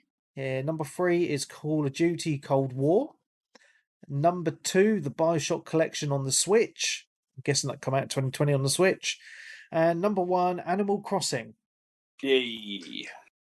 So we're not all mental. Just a few of us. No. Okay, Steffi Business. Uh-oh. I know. Number 5, Last of Us 2. Number 4, Doom Eternal. Number 3, The Outer Worlds. Number 2, Cyberpunk. And his number 1 game is Mafia. By the way, those of you people that have put in the Facebook no particular order, I'm putting Final Fantasy VII as your number 1 if it's in your list. Okay, so Timothy Wayne Kaminzind. I can't pronounce that, sorry, mate. Anyway, number 5, Doom Eternal. Number 4, Streets of Rage 4. Number 3 is Tony Hawk's Pro Skater 1 and 2. Number 2, Devil May Cry 5 Special Edition. Number 1 is Final Fantasy VII Remake. Yeah. Matt Hadfield. Number 5, Animal Crossing New Horizons. Number 4, Cyberpunk 2077. Number 3, Spider-Man Miles Morales. Number 2, The Outer Worlds. And his number 1 is The Last of Us 2. That's the first person I've seen with it as number 1. There we go. Dave Ramage. Number 5, Animal Crossing New Horizons. Number 4, Flight Simulator. 3, Assassin's Creed Valhalla. Number 2, Ghost of Tsushima. And at number 1, Wasteland 3. I've already done Steve Powell. I can't remember. No, I don't. Don't recall, no. Okay, number 5, Dreams. Number 4, Star Wars Squadrons. Number 3, Call of Duty Warzone. Number 2, Tony Hawk's 1 and 2. And at number 1, Yakuza Like a Dragon. Nice. I completely forgot Dreams came out early this year, actually. Okay, I've only got a few left. Gavin Gardner. Number 5, COD Warzone. Number 4, Streets of Rage 4. Number 3, Tony Hawk Remake 1 and 2. Number 2, Ori and the Will of the Wisps. Nice to see someone else has got that in their list. And at number 1, The Last of Us Part 2. Alan Cochrane. Number 5, Age of Empires 2 HD Remaster. Number 4, Command & Conquer Remastered. Number 3, Mafia Definitive Edition. Number 2, Assassin's Creed Valhalla. And at number 1, Animal Crossing New Horizons. Yeah, there we go. Nice. Okay. Ronnie McCarthy. Number 5, Spider-Man Miles Morales. At number 4, AC Valhalla. Number 3, Final Fantasy VII Remake. Number 2, Ghost of Tsushima. And his number 1 was The Last of Us 2. Leon Hunter. Number 5, Fall Guys. Yes, I see that in there. Number 4, Immortal Phoenix. Number 3, Tetris Effect. Number 2, FIFA 21. And at number 1, The Last of Us 2. Elliot, Red Jaws, Elliot, and Nigel. Red Jaws, Nicky Wilson is the last one. Mafia Definitive Edition. Number 4, Last of Us 2. At number 3, Ghost of Tsushima. At number 2, Final Fantasy VII Remake. And his number 1 game is Dragon Ball Z Kakarot. Fair enough. And mentioned again. Yep. That is everything. Game of the Year show's over, guys. It must have come out quite early in the year, I'm thinking, Dragon Ball Z Kakarot, because I remember going there to my mate's house and watching him play it. And obviously we went into lockdown in March. So I'm thinking it might have been a February release, like one of the early ones. Isn't the first big game to release this year Hitman 3? That's out very soon, isn't it? I think it's out next week or the week after. Well, because we've got Medium out as well in a couple of weeks. That's the end of the month. Yeah, yeah. What's it called? The one I was looking forward to, Outriders, has been pushed back till April now. Yeah, that's. I never complain when games are pushed back. No, but they're apparently doing a playable demo in February, so that'd be cool to check out. To be honest, everyone's still got a ton of big games to swathe through anyway. Yeah. I mean, my backlog Valhalla is and massive. Cyberpunk being big ones at the end of the year. Yeah. I'm just looking at my list at the minute. Surprised there's no Capcom game. They usually like releasing the game around early December, February time, don't they, Capcom? Yeah. Although we have got Monster Hunter Rise coming in March. Have you downloaded the demo yet, Dan? I have. Yeah, I haven't played it yet, though. Maybe after this I'll have a go. Have you had to go yet? No, I haven't turned it on to download it, but they did a big sort of like event and launch thing, didn't they, the other day? I think the demo's only available until the end of this month, so you might want to get on it ASAP. All right, yeah, I will do. Is it going to be hopefully one of those ones where you can carry over? I don't know. I'll let you know. When the full game comes out. I think most of them do allow you to do that. I shall have a look, yeah. I mean, I'm looking forward to it. It's going to be good. Cool, man. Cool. Anything else you guys want to add? I don't think so. I'm just thinking of my backlog at the minute. I've got a Steam list. I've got an Xbox Game Pass list. I've got a bloody Uplay list. I've got lists everywhere of games to play. It's nuts. Oh, such a hard life. So many games, so little Pray for time. Webby, hashtag. Yeah. Well, if I get more people subscribing to the Patreon, I can quit my job and then I can game full time. So come on, guys. Go on it. I want to live the dream. I want to be able to live off my Patreons. Got 17 Patrons at the minute. I need some more. Come on. Get in there. Cool. So if you guys haven't got anything to add, I would just like to say it's been an awesome episode. I was looking forward to this for ages. We have lost Stunty. I think he's gone to bed. He didn't even say bye, did he? No. He just left. I'm sure he was around by the end when we were reading out other people's, so. Oh. I thought he would have said bye. Bye, Stunty. Bye, Stunty. Oh, poor Stunty. It's been 3 hours. 3 hour. See, 3 hours it's flown by, man. Oh, apparently he said bye in the chat. Did he? Oh, he did. Oh, that was ages ago. He said bye in the Oh, it doesn't say bye. It doesn't have a time, but it was a while back in the chat. It wasn't really. Sorry, Stunty, I didn't see. Yeah, that's it. Hogarth, he's gone to the old folks' home. Lights out time. Yep. So anyway, I just want to say, really nice having you guys on, Dan, Peebs, Darren. Always appreciate you guys coming on for your conversation. Always, it's the highlight of my week every single week. Chatting to you guys on here. So it is now with the lockdowns going on. Yeah. Fuck all else happening. Yeah, it's good times, man. It's good times. I love it. Just hope we can get some actual more gaming in if we can find some time. And I would like to try and get the community more involved in some online gaming if we can. I know it's difficult. Well, we with have different got Back 4 schedules and Blood stuff. coming out. Yes, I'm looking forward to that. That's going to be Although, while I was looking at that game is pulling the shady shit tactic.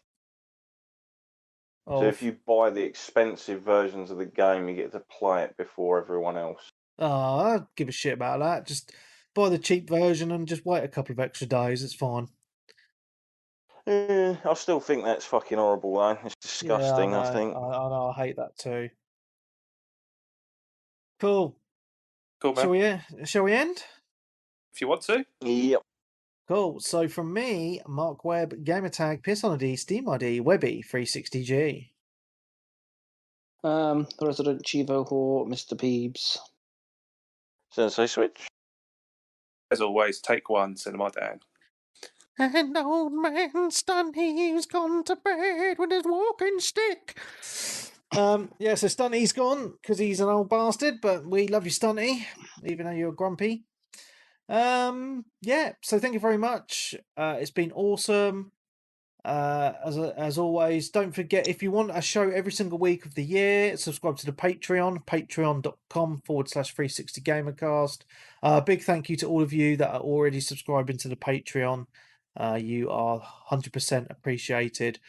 You can follow me on Twitter at Webby360G, or you can follow at 360gamercast, or look out for Mark's Gaming Den. It's making a return. The YouTube channel is coming back, people. So watch out for those crazy videos that will be coming very soon. I think that's it. Yeah, it's good times. Yes. So from everyone here, it's been awesome. I love doing a Game of the Year show.